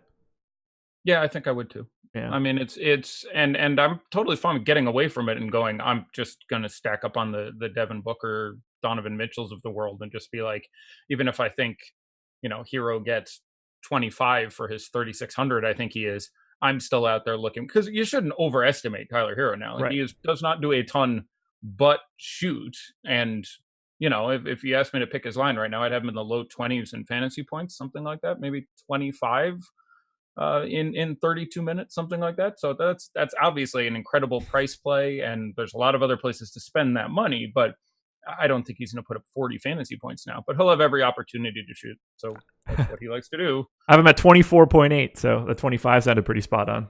Really? Pulled that completely out of my butt, but I'm glad we're in alignment. Good stuff up there, I guess. So I've been told. Does this change anything for you on the Memphis side? Not actionably, I guess is how I would explain it. It would be if I had Memphis isn't a team that I would be looking for a lot.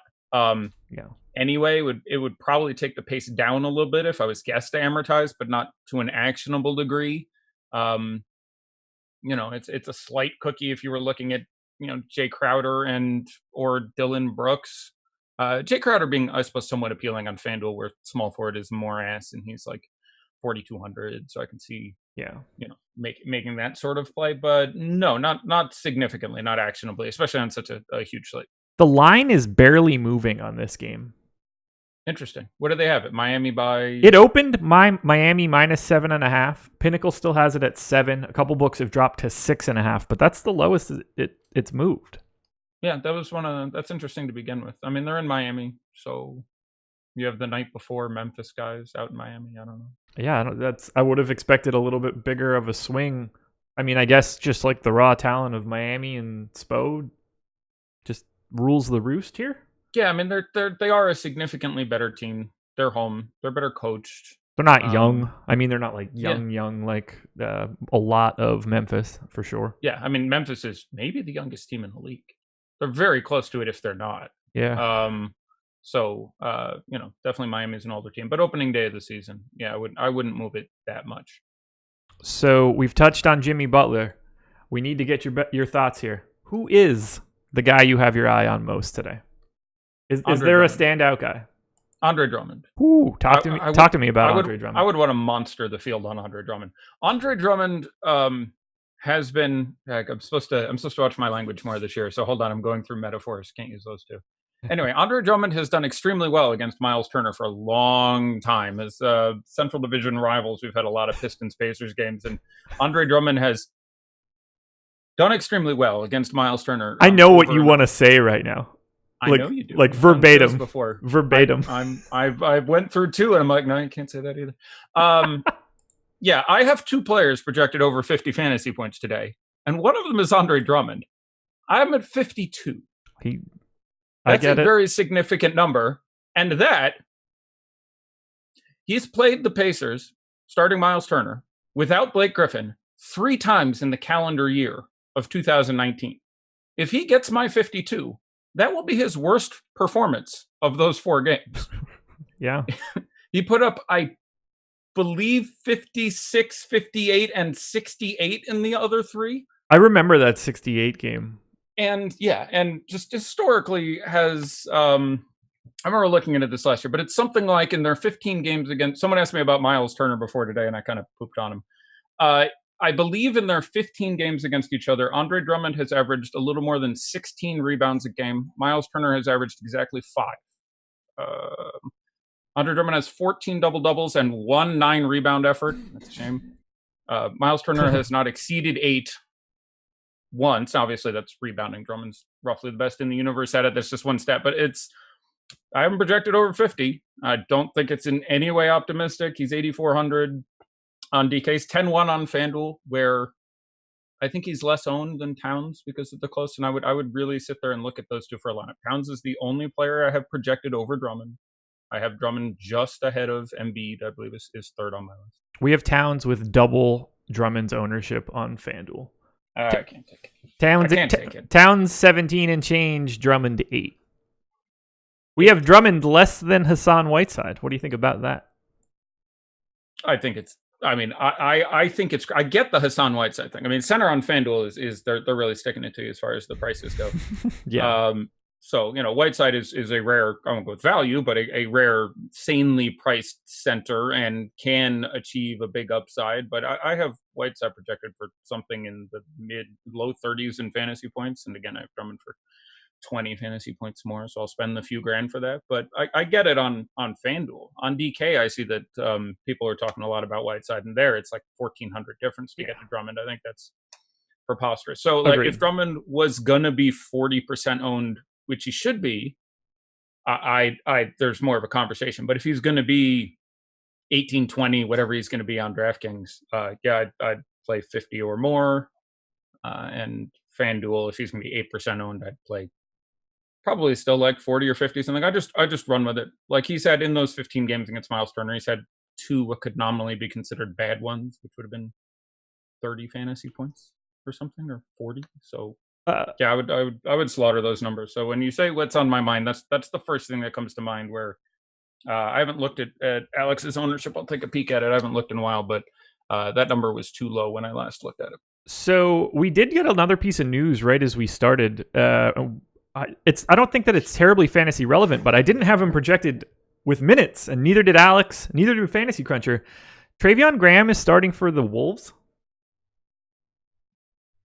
over Jeff Teague, over Okogie, maybe? Is the Teague, they're giving him the third spot over. Yeah. Sorry, it's Okogie, Layman, Culver. They have So not Layman. He was the 4th guy on my list for that small forward position, so I didn't have that one. Teague, Wiggins, anyway. Covington, Towns, Treveon Graham. I had him with 0 minutes.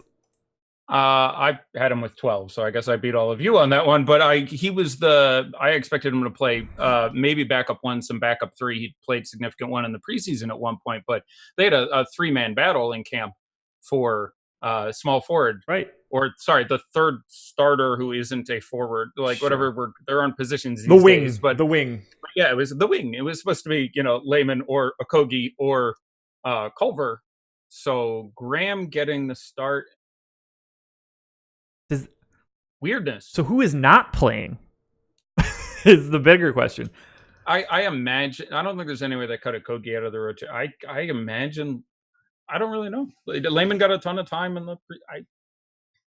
I don't really know. Thankfully, I'm not super interested in any of them, but Graham. Right. I mean, with 50 minutes to go, it came out. But this is a bit of the Towns show. Like, if everyone is so high on Towns, and so am I, they keep talking about making him the centerpiece of the offense, and they're going to run everything through him, and he's like supposed to play even more minutes, and they just keep talking about him. You have to take a cookie off everyone else on the team, but I'm assuming Graham is flat minimum. That's a great yes, clear across the board. Right. So if he's the absolute minimum price everywhere, he's probably now the best 3K play on DraftKings. Now there weren't really any good ones.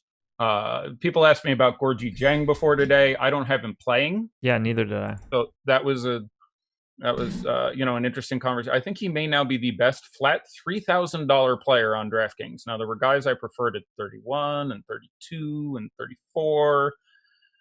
But if you had Gorgie Jang in your lineup or another $3,000 guy, and if someone had a 3,000 they liked who I haven't mentioned, I could have missed one. There's a lot of players playing today. Shabazz Napier would be my only other guess. Yeah, Napier would be close, but at this point I would take Graham. So like I would make that swap. At 32, I'd play Boban, who I think gets like Boban at 32 is a really good price. I'm a big Boban fan. Everyone's a big Boban fan, but Sure. I still think Boban plays 15 minutes. And Did you watch John Wick 3? I did, just for Boban. I didn't watch John. Not a John Wick Boban guy? started to get. I haven't watched the other ones. Oh, I just went to okay. that one for Boban, Okay. but I enjoy it. It's it's man fantasy. It's hard not to like it. I'm the intended audience. I'm an aging white male going like, oh yeah, I could be an assassin. That knife fight, man. Whew. That was fun. Yeah. Anyway, it's well produced. It's well produced. Yeah, good choreography. Yeah, it's very pro wrestling. If you're a wrestling fan, you'll like John Wick. Very true. Travion Graham, didn't see this one coming. No, nope. He would have been my fourth choice to be that fifth starter today. So I wouldn't overreact to it. I'm not going to guess at a minute. I really won't. It would not surprise me to see 17. It would not surprise me to see 30. But if you have a flat 3,000, otherwise, I don't think I would largely react to that news. And there are some really good plays in like the mid threes. Markieff is 3.6. Yeah. I probably would have Markieff projected for 10 more fantasy points than Graham. So, I wouldn't go crazy with it, but that is an interesting cookie. Yeah, that's. I didn't mean to derail us there, but that one, I looked at it and I was like, Graham, don't remember seeing that name today. I scrolled back to it, 000. I was like, that's because I certainly didn't. Yeah, I had him playing backup two positions for a total of 12 minutes, looking at my thing, but I did not think starting. Okay. Hopefully no one is out. I'm keeping an eye out for other news out of Timberwolves. Yeah. So I'm going to have ownership up here. Current most chalky player on DraftKings, Luke Kennard. Okay. That was last update 20 minutes ago. Yeah. Okay. I would come in under that number. Yeah. I like Luke Kennard as a player quite a bit. I've talked about him, for a while now. And, as far as the matchup goes in the preseason, the Pacers really pushed the pace. I think they were fourth in the preseason in pace or something like that. They should. They're the Pacers. Oh, God. I could walk right into that one. Sorry. Like, it's coming. You can't get out of the way. Detroit still played slow as crap, by the way. They were bottom 3 or something, and then they still barely moved the ball. But so pace up matchup for him. 3,300 is a nice price. I don't expect him to be limited. He sat out, I believe, the Pacers' final preseason game with just some very precautionary knee soreness, but that was obviously a week ago. I expect him to be 100%. They didn't move him into the starting lineup, which you would have hoped limited his ownership. They're still starting Bruce Brown. Yes. But he projects fine as a point per dollar play at 3,300. He probably plays 24, 26 minutes off the bench. I'd project him for 20, 21 fantasy points. If he's 30-something% owned, I would come in well under that number because there's just so many value plays that are equal or maybe a hair worse that I'll take one of them at 3% owned than him at 30-something in tournaments. But you should have no issue with whatever Kennard you happen to land on, in my opinion. Yeah. The price just makes it pretty safe. Markieff Morris right there as well, 3,600, third in ownership. It's the Detroit sandwich around Karl-Anthony Towns. With Whiteside in 4 and Drummond in the 5 spot for ownership. That's for DraftKings right now. I'm looking at Aldridge in the 6 spot. Like, don't get me wrong, I like LaMarcus Aldridge and I like playing guys against the Knicks. Yeah. This is a big slate with lots of dudes. I don't know how you. That's a lot of Aldridge. Like, I don't know what to make of it because like you're fully expecting him to drop a 20 and 10 on them just pretty casually. Right. But I don't think that's good enough. Right. I agree. Like, he costs mid sevens. It's on here somewhere, I'm sure. 7,300. That's fine. I mean, I would project him for in the mid to high 30s. That's Would you prefer DeRozan or Drummond? Or DeRozan or Aldridge, rather. Sorry. Clearly Drummond. I would prefer Aldridge. Okay. I do have Aldridge a good bit above DeRozan. But you can make a case for Randall. I'd prefer Porzingis, certainly. I'm going to have a stupid amount of Porzingis. Yeah, is he 400 more? Am I getting 7,700 right? I'm gonna be honest. I'm only playing on FanDuel tonight, so the DraftKings prices I are like not them there too. queued up in my 7,700 on FanDuel, 8,200 on DraftKings. Okay. I had the FanDuel price stuck in my head. Yeah, I can't get that FanDuel price out of my head because 4%. Yeah, 7,700 is really good. Power forward's an interesting position there because there's a lot of value I like, but I really like Porzingis and Adebayo. Yeah, Adebayo even a little bit more now because we got the Butler news. So that should be. He gets to operate. I hadn't really been thinking about Bam all that much, but I don't have a choice now. No Jimmy Butler. This is just. He can do whatever he wants for the most part. I mean, not having someone like Jimmy Butler on the floor just really changes the game for literally everybody. Yeah, it's very significant. All these guys were fine to begin with. Like the prices on that team were all perfectly tolerable to take decent GPP shots at. We like the matchup with Memphis. And, the minutes, which are a little concerning on this team, they're not quite the Spurs, but you'll run into games where you have only, say, Adebayo and Winslow and Butler getting over 30 minutes was going to happen pretty frequently this year, where they mix and match a number of other guys in those positions. Now you have no Waiters, no Butler, especially out towards the wings. These guys got much safer. So we have an ownership update. Those top 5 have mixed themselves up a bit. Dragic now second, 29%. Justice Winslow coming in fourth at 23%. And then little bit of a tumble for, Aldridge. Yeah, that's. I mean, if those numbers are accurate, I would still come in under those. I agree. I don't mind $5,100 Goran Dragic. I think it's great. Did we get a starting lineup and I missed it? Because if I don't have starting, I think that number is absolutely absurd. Right. Because I don't mind the Winslow. Winslow's going to get that one way or the other. Yeah, Winslow will get his time. It's a little bit. I still don't want it if he's the 4th highest owned player in GPPs, just because he's somewhat rarely a ceiling guy. There's still a lot of ways it goes, but it's very, very safe. He's more of a cash play for me at this point. It's kind of rare you randomly bust out the 45-point Justice Winslow game. Yeah.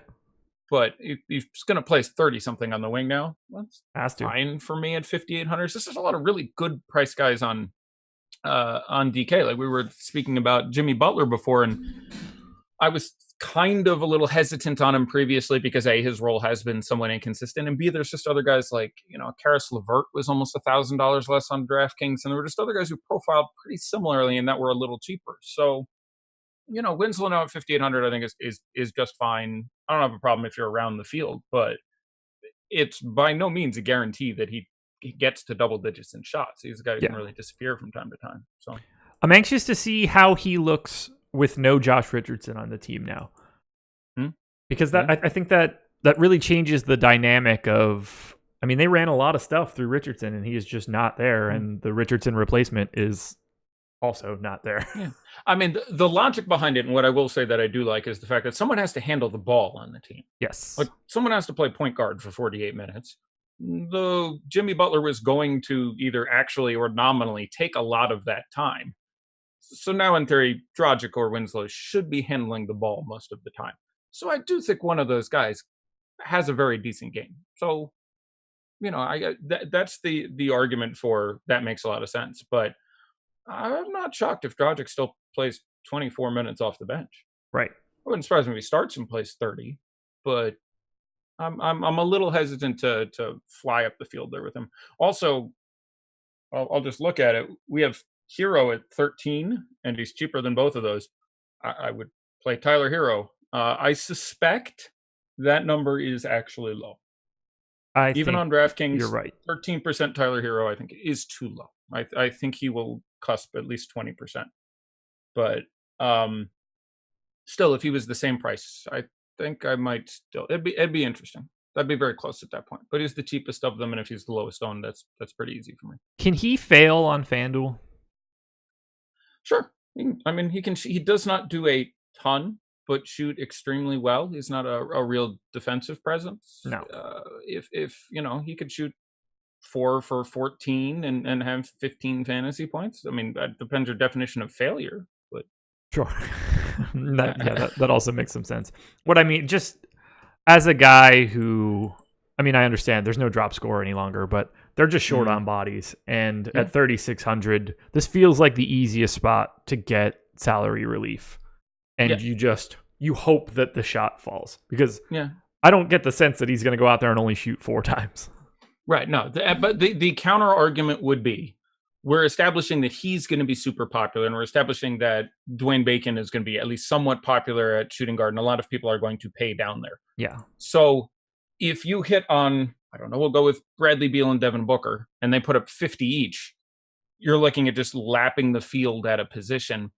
And the second argument would be, small forward is such crap that maybe I just want to pay down there. Like a sort of a concept that's difficult to quantify is, I want to spend less money at bad positions. Shooting guard's a pretty decent position. You have the guys I just mentioned, and McCollum, and Hield against the Suns, and Donovan Mitchell, and DeRozan, and Zach LaVine in a decent spot. Like there's just guys who can get there.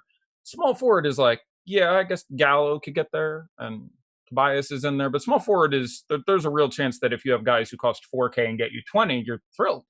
So...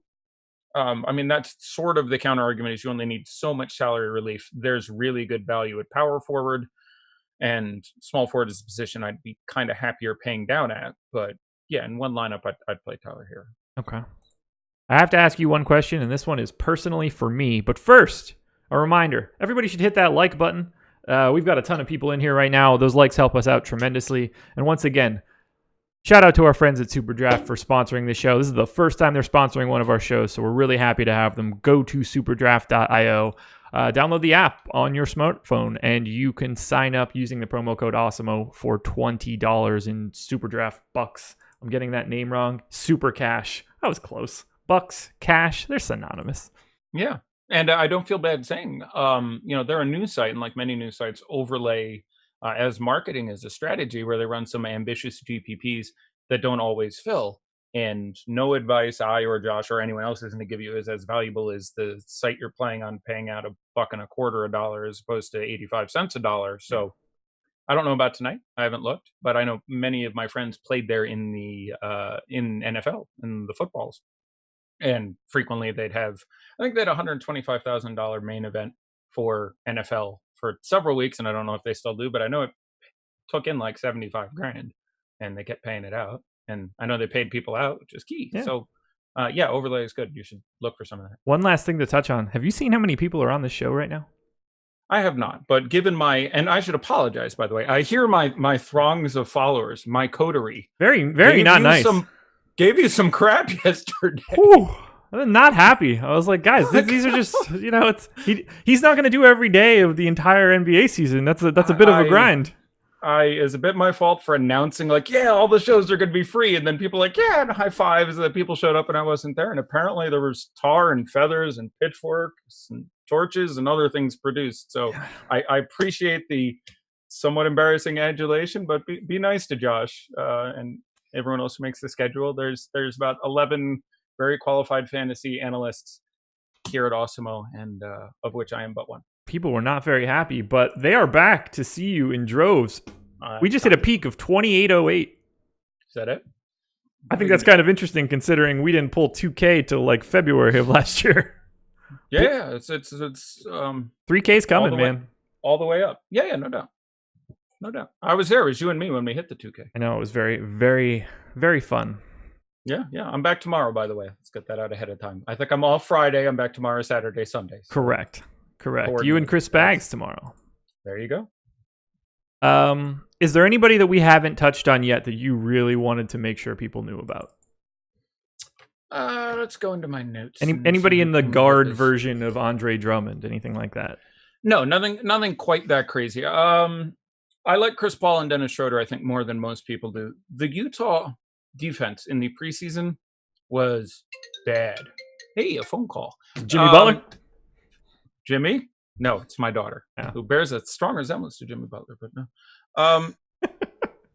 The Utah defense, even with the starters when they were on the court during the preseason, was terrible. I mean, they were really, really, I don't know if it's getting Bogdanovich involved. I don't know if it's not working well with Conley. And it's surprising because they're a very good defensive squad. They were almost last in defensive rating. They played the the Bucks, the Trailblazers, I don't remember all their opponents, but they had 4 preseason games. What is the fewest points, none of them went to overtime, that an opponent scored against Utah in the preseason? 126. I was going to say, you're going to tell me a number that I don't totally believe. Yeah, they were. Hey, it's my daughter's really calling over. I mean, you can answer that if you would like. I'm presuming my wife will take care of it in a second. She's saying she needs to be picked up from school, and that would be my wife's day, but I appreciate that. But I'll be sure to harangue her for it later. But yeah, they look bad. I mean, legit bad. They just weren't covering assignments, and I don't know if it's the non-favors plus Bogdanovich, whatever the heck, but how do you turn off a ringer like that? But so I assume that will come to form. I like Quinn Snyder as a coach quite a bit. Yeah. But I would be over on the Thunder in this matchup and under on the Jazz. The Jazz people are obviously Gobert in the world of Andre Drummond would be hard for me to get to a lot of, but even the other guys where people are talking about Mike Conley or Donovan Mitchell, their offense looked surprisingly good in the preseason. Again, I watched every minute that they played together, and their ball movement was crisp, but it also led to really, really even offensive production where you had games where the starters had 8, 10, 10, and 11 shots respectively. So I'm nervous paying a premium on Donovan Mitchell or even the price that Conley is asking for right now. Matchup isn't bad. They're at home. That's great. I don't mind if you fire a bullet on one of those guys, but I legit like Schroeder and Paul. I like Paul a lot. At their prices. I think Chris Paul has a real ceiling to him. Like people have asked me, Paul or Conley. I have Paul 5 points ahead of Conley. Like yeah. I'm a big fan of Chris Paul. Even in this spot. And I think the ownership is significantly low. So that's one guy among guards that I'm a big fan of. I like Kyrie Irving. You just hit my 2 most exposed point guards on FanDuel. I'm very happy for this. Kyrie's giving me pause. I was starting to get a little scared. I don't trust that dude at all. I mean, I don't, well, for obvious reasons. There's just drama, and that always gives you a little bit of pause, but I expect him to be a mainstay to get all the minutes he wants. Oh, I should point out, by the way, the Pistons are on a back-to-back. Pistons play again tomorrow. So if you're looking like I'm only, I can't say that. I am only very excited about Andre Drummond as opposed to actually erupting from my chair. If this game gets out of hand, there's a better chance he gets yanked after only 28 minutes and 49 fantasy points. Very true. So that is relevant to me. It would drop his projection by a point. But Pistons the only team that plays again tomorrow, I think. Who they got tomorrow? Kyrie, Do you know? I'm sorry? Do you know who they have tomorrow? I'm going to say the Hawks, but I'm top of my heading that, so I could be wrong. I have it. Someone check and let me know if I got that right. I won't take the time. It is the Hawks. 3-game slate tomorrow. Hawks, Pistons, Bucks, Rockets, Clippers, Warriors. Yeah, there it is. So, they play the Hawks. I'm a little worried there, but I like Schroeder a lot, especially on DraftKings, multi-positional eligible, $4,100. He's too cheap on DraftKings. Yeah, it's just too cheap. $4,100 is too cheap. He could still get 12 fantasy points. He is an incredibly frenetic quantity, but the matchup is not as bad as people are making it out to be. He would be towards the top of my value rankings. I have him at like 28 minutes and 26 fantasy points, and there's a big old ceiling beyond that. And there's a floor well under it because it's Dennis Schroeder. And we don't know exactly how the rotations are going to work out with him and Paul and SGA, of course, but big fan of Schroeder, big fan of Paul. I'm a big fan of Paul Millsap on DraftKings at $4,900. What we expect his ownership to be. Talk to me about this one. I'm a little intrigued. I don't know what to make of that front court for the Nuggets this year. Yeah, it's something to do with I don't think I would get to a lot of Jokic, and so there's some negative correlation there. And I'd be at the beginning of the season, I have him for 28 minutes in this game, and 28 minutes of Paul Millsap at 4,900 is just too cheap. He's had some very good games in the past against the Trailblazers. Again, this is a largely different team, so that doesn't mean a whole ton to me, but there's some systemic issues of having Terry Stotts there for a decade that carry over to a certain extent, and he said, I'm not worried about the matchup where I expect him to see large amounts of Zach Collins, who I'm also a big fan of. Zach Collins, by the way, he's Likewise. Also well. Zach Collins is going to play. He's going to start at power forward and I think play the backup center. So that's I don't know, 29 to 33 minutes, and he's just a little too cheap for that. Yeah, I think he's an even bigger bargain on FanDuel today too, but I could be misremembering here. 46 on FanDuel, is that the number? Is that called 46 on FanDuel, 5,400 on DK? Yeah, so DK, he's fine. I would even probably want to get over what I expect to be a field of 4 or 5%. But anyway, I like Zach Collins. It's just Paul Millsap is going to play in the high 20s, maybe 30 minutes at $4,900. That's too cheap, and especially assuming you don't get exposed to a lot of Jokic, who is going to be lowest owned of the stud centers. Like, he ended up only getting a B in cash for me just because you're paying up for a center, and he's like my fourth favorite pay up center in cash. We have him at 9%. Yeah. I'm a big fan of 9% Jokic, but I can get a much cheaper piece of that front court if I go with Paul Millsap. We did that new feature for today, which you can plug. And one of the 37 things when you sign up for Osmo.com that you get is we're sort of doing an experts poll thing. The strategy syllabus. Strategy syllabus. All right, I can go with that. I like alliteration as much as the next man. My bust of the day was Isaac Bonga. There you go. And I like me some Isaac Bonga. He's just fine. But I really think there's a chance he plays in the low 20s in minutes. There are short bodies. There's a lot of guys right there. But he started at least 3 games in the preseason, was the first guy out in all of them. And when the other starters were getting 21, 23, 24 minutes, he was getting like 17. And I'm not as thrilled with the matchup. And Beal's going to be in there doing his work. And I just don't know if the upside is there. So... yeah. Obviously, you can only be so much of a bust when you're $3,600 or what have you. But on DraftKings, where there really aren't any positions, there's other value guys I like who have, I think, a much larger upside when you're talking about Markieff or talking about Schroeder or talking about Hero. And on FanDuel, you have to spend, I think, a little more at small forward to get away from him. But I would rather look at Jay Crowder, or I would rather look at one of the other guys who are a little more than him at small forward, who actually carry, I think, a more reasonable upside. I'd be pretty surprised to see Bonga bust out a 30 here. Same. And a lot of these other guys, I think, have the potential to do so. So, like, I would rather play Luke Kennard on FanDuel, where he's a small forward. I would rather play Jay Crowder. I would rather play Rodney Hood. I would rather play Cedi Osman. I would rather play, like a lot of these guys. I'd rather play Derrick Jones now, who's 3,700. So yeah, I'm going to end up having more Derrick Jones than I would have ever expected, but I think that's just sort of a function of price and the fact that heat or thin. And I think that he's like a solid player too. I don't want to like undersell him. Someone hit me with Jordan McRae flat 3K. Thank you for the tweet. Yeah, that's not bad. He should have a role. I would still go with Graham at this point, but I would have gone with McRae over Gorgie Jang. Well, again, I have it 0. I think that's Noah Vonleh's job right now. I hope so. I'm a fan. Noah Vonleh? Yes. As like a rotation guy, like your Ed Davis type. Yeah.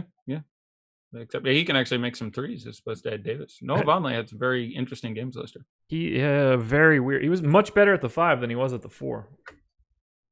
Yes, he was. That's as many players are, but yes, he certainly was. I like Markieff. That much seems obvious. I like I will not go through my entire spiel on why I don't like stacking games on 11-game slates, but I don't like stacking games on 11-game slates. The more games that are on the slate, by definition or by basic math, the less it makes sense to stack a game. Because when you stack a game, you're hoping that game is exceptional, and you give up the opportunity to play players from other games. And the more games that are on the slate, the less likely the positive thing happens, that the game ends up exceptional, and the more you're giving up by not playing more players from the other, in this case, 10 games. So I'm not a huge fan of stacking games on an 11-game slate. And this, by a long way of saying, when we talk about the Kings and the Sun, which is a game I think we can expect someone to be exceptional in, these guys are not priced super cheap. My favorite is probably Bagley. I like his matchup best of them. Okay. I do think he has a very big game here. It is tough to get to I think it's 8,000 on FanDuel and like 7,200 on DK, I think he is. But at his price, I slightly prefer him to Fox, who I slightly prefer to Heat. Bagley is, $8K, the third most expensive power forward behind Julius Randle and LaMarcus Aldridge. Yeah, and it'll be interesting to see where that price stays, because that's sort of an unsustainable figure for him, I think, long term. But Suns and not 100% Dario Saric and all that good stuff going on.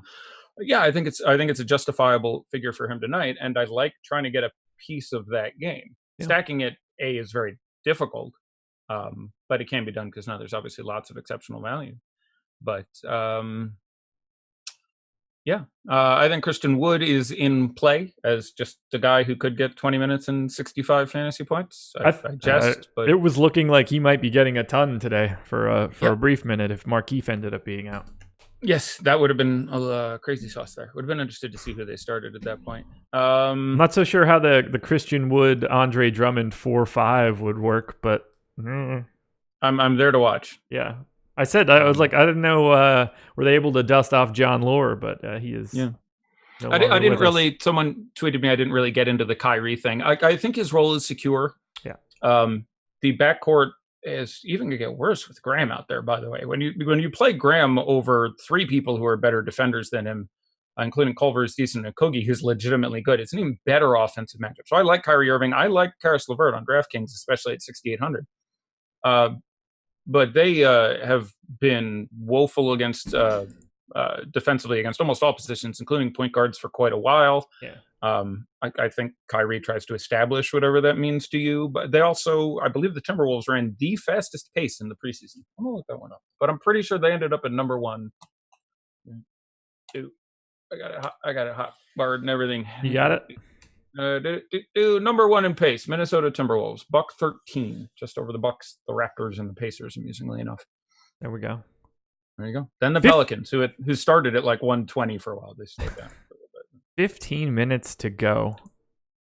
Another perfect time for everybody to hit that like button, but I think it's time we start grabbing some questions, unless there's anything that you want to touch on right now. I'll keep looking through stuff, but I've heard some interesting comments on the whole Towns defense thing. Someone told me it was a really interesting day on Twitter for net centers. I had people tell me that they were both very good defensively. That's demonstrably false. What? I had someone tell me that they're not. I had someone tell me that DeAndre Jordan should get the start because he'd be better against Karl-Anthony Towns. That's demonstrably false. I don't have it in front of me, but if you look Karl-Anthony Towns matchups against DeAndre Jordan, he made him look stupid several times last year. He's got multiple real 30 burgers in a row against him. Yeah. So no, I would take Allen. But I don't like either of them. No. So long story short, just and not that either of those guys. I'd play Allen if I had to play one of the two. But how about those Knicks being forward-thinking, signing all those power forwards, knowing that they'd have to slide over and play center? Just looking at the jokes. Signed another one today, too. They did. Von Rob coming in. I'm surprised we didn't get the alert on FanDuel and DraftKings. Von Rob is not on Memphis. He is on the Knicks. He will not score fantasy points because he's in the pool on Memphis, and they didn't let us know. He's all those people who they signed him to a two-way, I guess. Yeah. All right, let's do questions. Alrighty, let's do questions. As usual, we will prioritize premium Slack, and there's basically no way that we're not prioritizing premium Slack here. There's going to be a ton. So let's start it off. Is Portis a good GPP play? Why is he getting no ownership? I personally think that he is, particularly on FanDuel.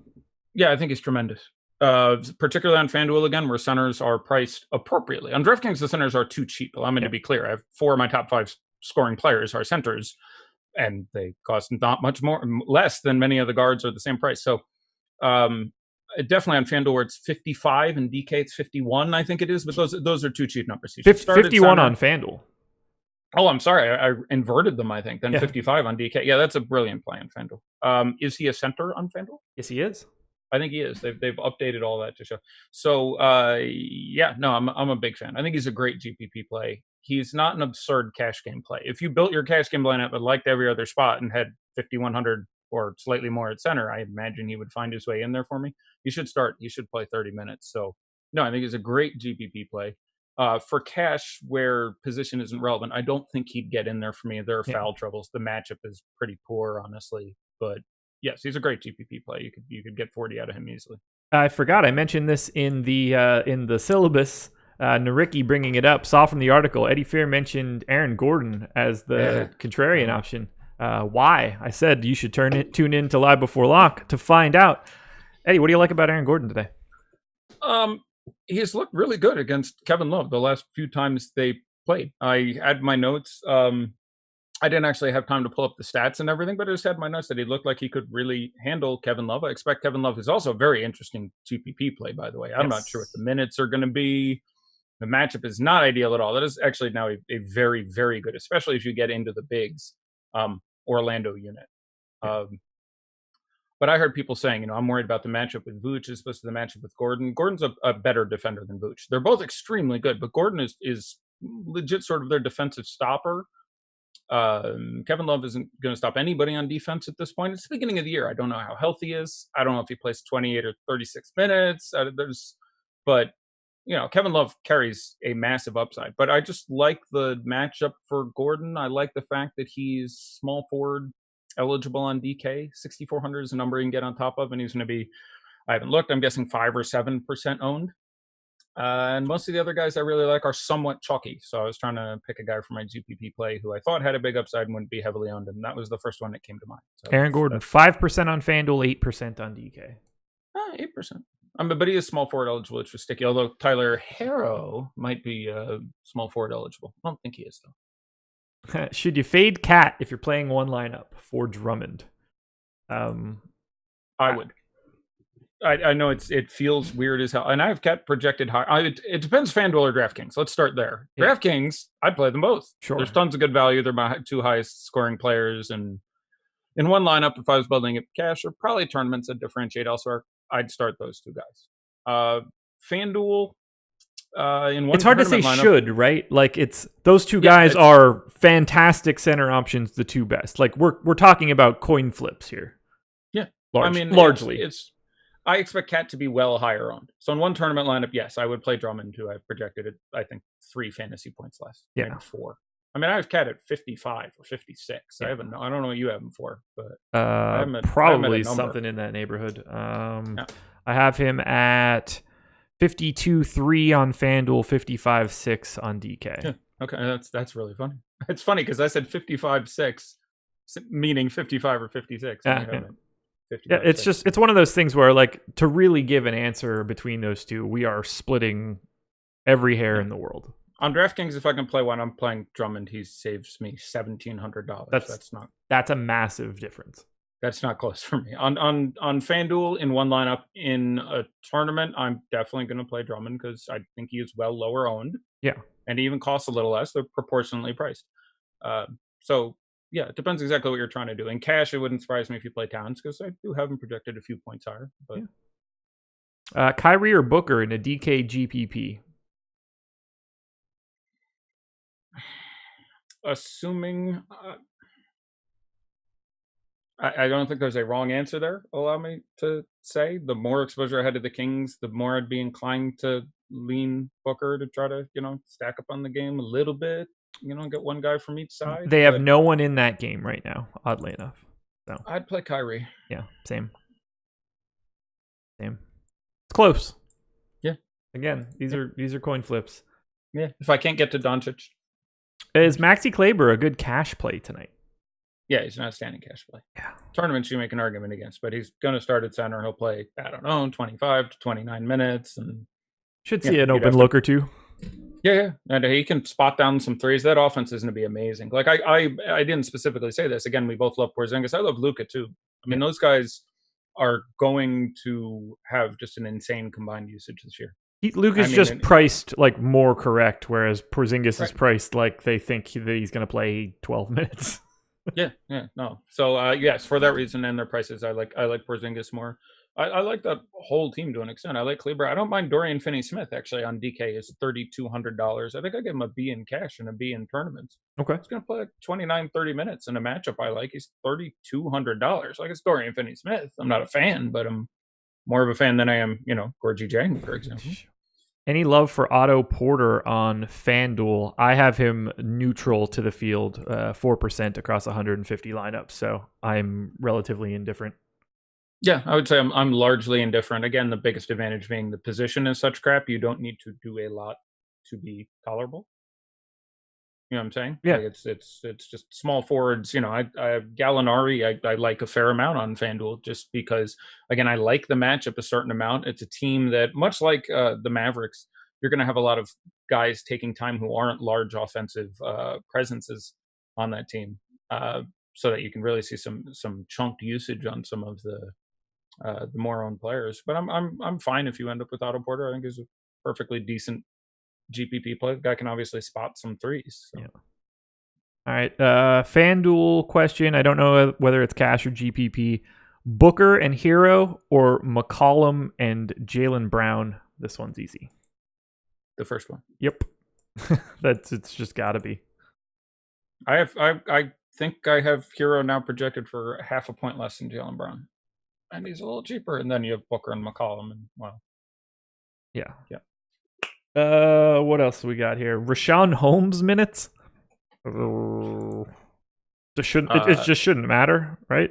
I don't think he's really in play at this point. I did rank him. I think I have him at 18. But even more value has opened up. Yeah, there's but he's across the ball now. He's no longer he's backing up Deadman on the Kings. Right. Not he's no longer on the Suns. So someone before was like, I can't find Rashawn Holmes on the Suns. It's because he's in that game, but he's on the other team now. Thoughts on Thomas Bryant? I like him more so on FanDuel because he's a appropriately priced center, of which there are very few. I think Portis eclipses him to a certain degree. I would rather play Portis at his price than Bryant at his price, but I would have some exposure to Bryant. Yeah. I have a little bit. One of the center, like I've got a pretty tight core of centers today. Bryant is one of those guys on FanDuel at 5%. I had a little bit more than that. Felt a little weird. Wanted to get more of the Drummond Cat group, which they're good. Yes. Schroeder and Paul on FanDuel together. Is that too much? I gotta check their prices, but my gut would be no. Usually, both guys have to have some sort of at least medium price range for me to be concerned about having more than one of them. And I assume Schroeder is somewhere south of 5,000, 5,300. Yeah, I don't like it with Paul at 82 and him at 53. On DK at 74 and 41. I think it's a much different question. Right. That's so DK. I'm completely fine with it. FanDuel. It's not ideal for me. Obviously, you will have them both get there at a certain point, but they do negatively correlate. Yeah. So on DraftKings, I don't worry about that because the various positive correlations of overtimes and just woeful defensive showing of the Jazz work well enough for them, and the combined price of 11.4 is much more tolerable. But on FanDuel, I'd try to get away from it. Okay. Thoughts on Ricky Rubio? I like him. I think he goes under the radar here. This is obviously, a matchup we'd like to get a piece of, and it's a very nominally priced piece of it. So I have him slightly ahead in that Jamal Murray tier of like mid-6 point guards. So I like Ricky Rubio. I mean, it's obviously an ownership question, but I imagine he ends up in the 5-6% range. Well, we have 12 on DK. I was just going to say a little bit higher than you think it is. Yeah, that's appropriate. So I'd have to really look at the ownership at some of those other point guards in that range, because that's a really interesting sort of mid-6s, high 5s range between him and I think Winslow is technically a point guard now, and Jamal Murray are all sort of in that block. And even DeJounte Murray isn't out of consideration. But I legitimately like Ricky Rubio. He is just points per dollar and upside. Makes a lot of sense at 5,800. I haven't projected for like 30. And 5.8. That's a very tolerable number. So I feel bad speaking like this about YouTube chat, but the reading comprehension is terrible. Carlisle said that Porzingis will play low to mid 30 minutes at most on Wednesday. And now we have people being like, they said he can only play low 30s max. Should we still play him? What was the other quote? Yeah, should we still play him? Porzingis limited? He's not limited at all. Yeah, who was the other guy? Who's going to play 44 minutes today? Yeah, they came out with an announcement that, what's his name? Robert Williams for the Celtics wouldn't be limited today. He's going to be limited. He's in a 3-man timeshare at center. Yeah. Like, he's going to... I'm curious what they announced the lineup for that game. Have we seen the Celtics lineup? Because I'm not shocked if Daniel Tice gets the start at center in related story. We are seeing less lineups today than I would have expected, but no, I have not seen a Celtics lineup. I've not seen a lineup since the Travion Graham incident. Yeah. Low to mid 30s is fine. I had him projected at 31. Yeah. So I suspect it is a minor negative, because previously I would have said there is some chance you got 35 minutes out of him. That chance is now almost zero, but it's not enough to scare me away, certainly on FanDuel. He's one of my most exposed players today. Yeah. Hopefully that turns some people off. Honestly, any negative I took in perceived production would probably be counterbalanced by the fact that enough people watch Fantasy Labs that that will drop his ownership by 5% because some people have the same reaction you just did. Thanks, Labs. Yeah, thanks, Labs, for knocking that guy down a peg for us. Yeah, good job. 6:59 and 15 seconds. We are coming up on the first lock of a real slate. You guys know what that means, right? You know what time it is? Oh my God, I totally forgot about this. I think I know what it means. I think I know. We are locked, which means it's time for Daddy Likes. Oh my God, I'm super excited. I totally we touched on it briefly in the preseason from time to time, but never gave it the pomp and circumstance that well, let's do it. That an institution of its not only is it Daddy Likes, deserves. But I know my wife is bringing me a Chick-fil-A fried chicken sandwich home, so it's going to be a fantastic Wednesday in the Engelman household. That's really all a man needs to be happy. Can be honest here. The floor is yours, I guess. Actually, I'll have some FanDuel information on my side if you want to pull up DK. Oh, okay. I didn't know if we were. I can't remember if it was you and I who did the question and answer format. Some people and often I will do this thing where someone else downloads it and then they quiz me, but that seems a little unnecessary. We can do that as well. That's fine by me. Let me see. I'm up for whatever. I have to see give if the people what they DK. want. I have to log in as somebody. So give me a minute to see if I can even get DK. So let me what is 600K today? Nice job, DraftKings. That's a nice number. Why are people? FanDuel doesn't lock until 7:02. Is that a real statement? What? Fuck. Did they finally set it to tip or something? It says 7:02. Okay, well, if you're on FanDuel, congratulations. You can still get your shit in. It says 7:02. Yeah, that's a new one for me, man. I'm agog. I'm aghast. 7:02. I think I like it. All right, I like it. I've got the 600K pull up jumper here right now on DraftKings. So. Okay. Go ahead. We'll have you can do the questions. I won't get it. Okay. So what am I asking you? I'm so bad at this. I'm so forgetful now. Who is owned how much? Okay. Much, We got it. Or just who's the highest owned guy? Or what do we have? 3 games at 7? Yes. All right. Nice. That's a. I don't think that's right now. You're East Coast, right? Pistons. You're same time zone as me. Pistons, Indy, Chicago. Okay, maybe it is. Who is the most exposed player in the early games on DraftKings in the $10? Okay, so Pistons, Pacers. Yes, Pistons, Pacers, Magic, Cavs, Magic, Cavs, Hornets, Bulls, and Hornets, Bulls. There are 5 guys in double digits. I'll say that as well. Interesting. All right. So of those 5 guys, are 4 Pistons? Yes. Okay. So those 4 are Kennard, Keefe, Drummond, and Rose. Yes. I can't figure out who the last one's going to be. It took me a second to remember what team Markieff Morris and Derrick Rose was on for a second. I was like, Thunder. I've been looking at only basketball for the whole year. You've been, swimming through baseball and football and stuff. So it took me a second. It took me a second. We should have a game of who he play for. Yeah, for real. At some point. That's. I'm pretty good now that I've gone through all the depth charts and stuff. But if we would have played this game like 3 days ago, I'd have been pretty bad at it.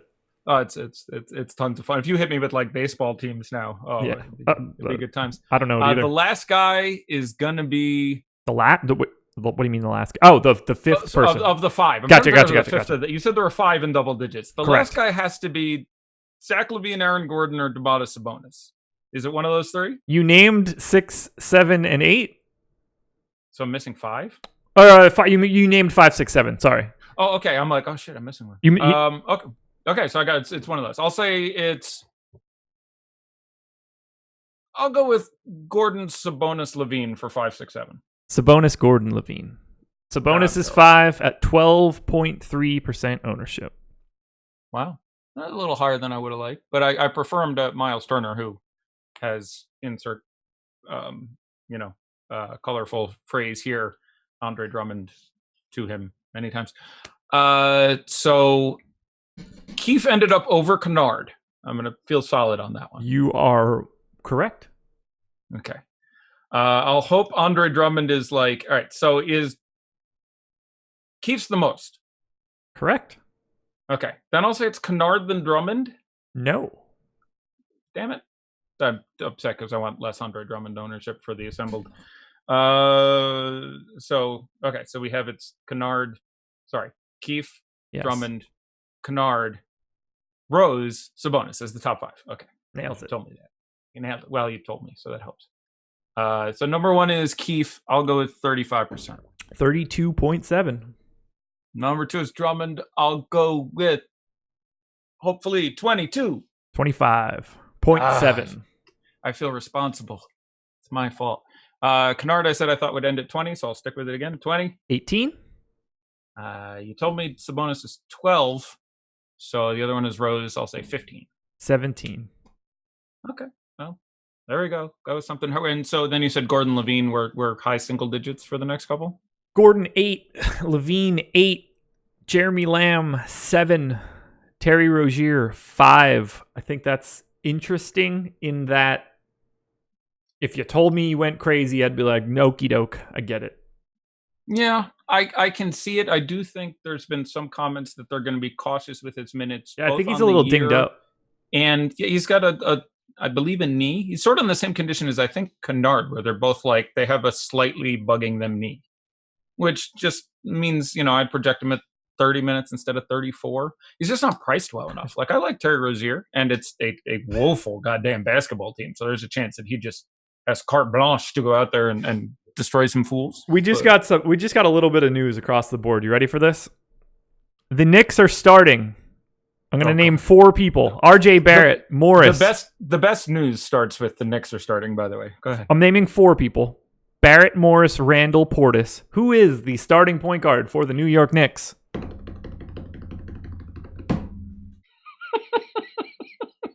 If it's anything like what we had with the Timberwolves, it's going to be like Wayne Ellington. You're saying it in such a way as I assume it will not be Dennis Smith, who I would have assumed, and I'm guessing you would have assumed. Correct. So it is not Dennis Smith. It is not Dennis Smith. I don't think they'll do Frankie Smoke, so I will say it's Elfrid Payton.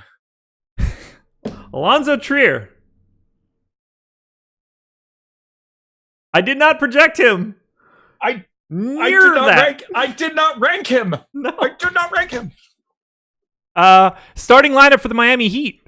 Winslow, Hero, Leonard, Adebayo. 4th name, Kendrick Nunn. I have none. They don't want none. I don't have none. Whew. Celtics, Walker, Brown, Tatum, Hayward, Cantor. Okay, that's fine. I'm surprised Cantor's starting. Jared Allen, by the way.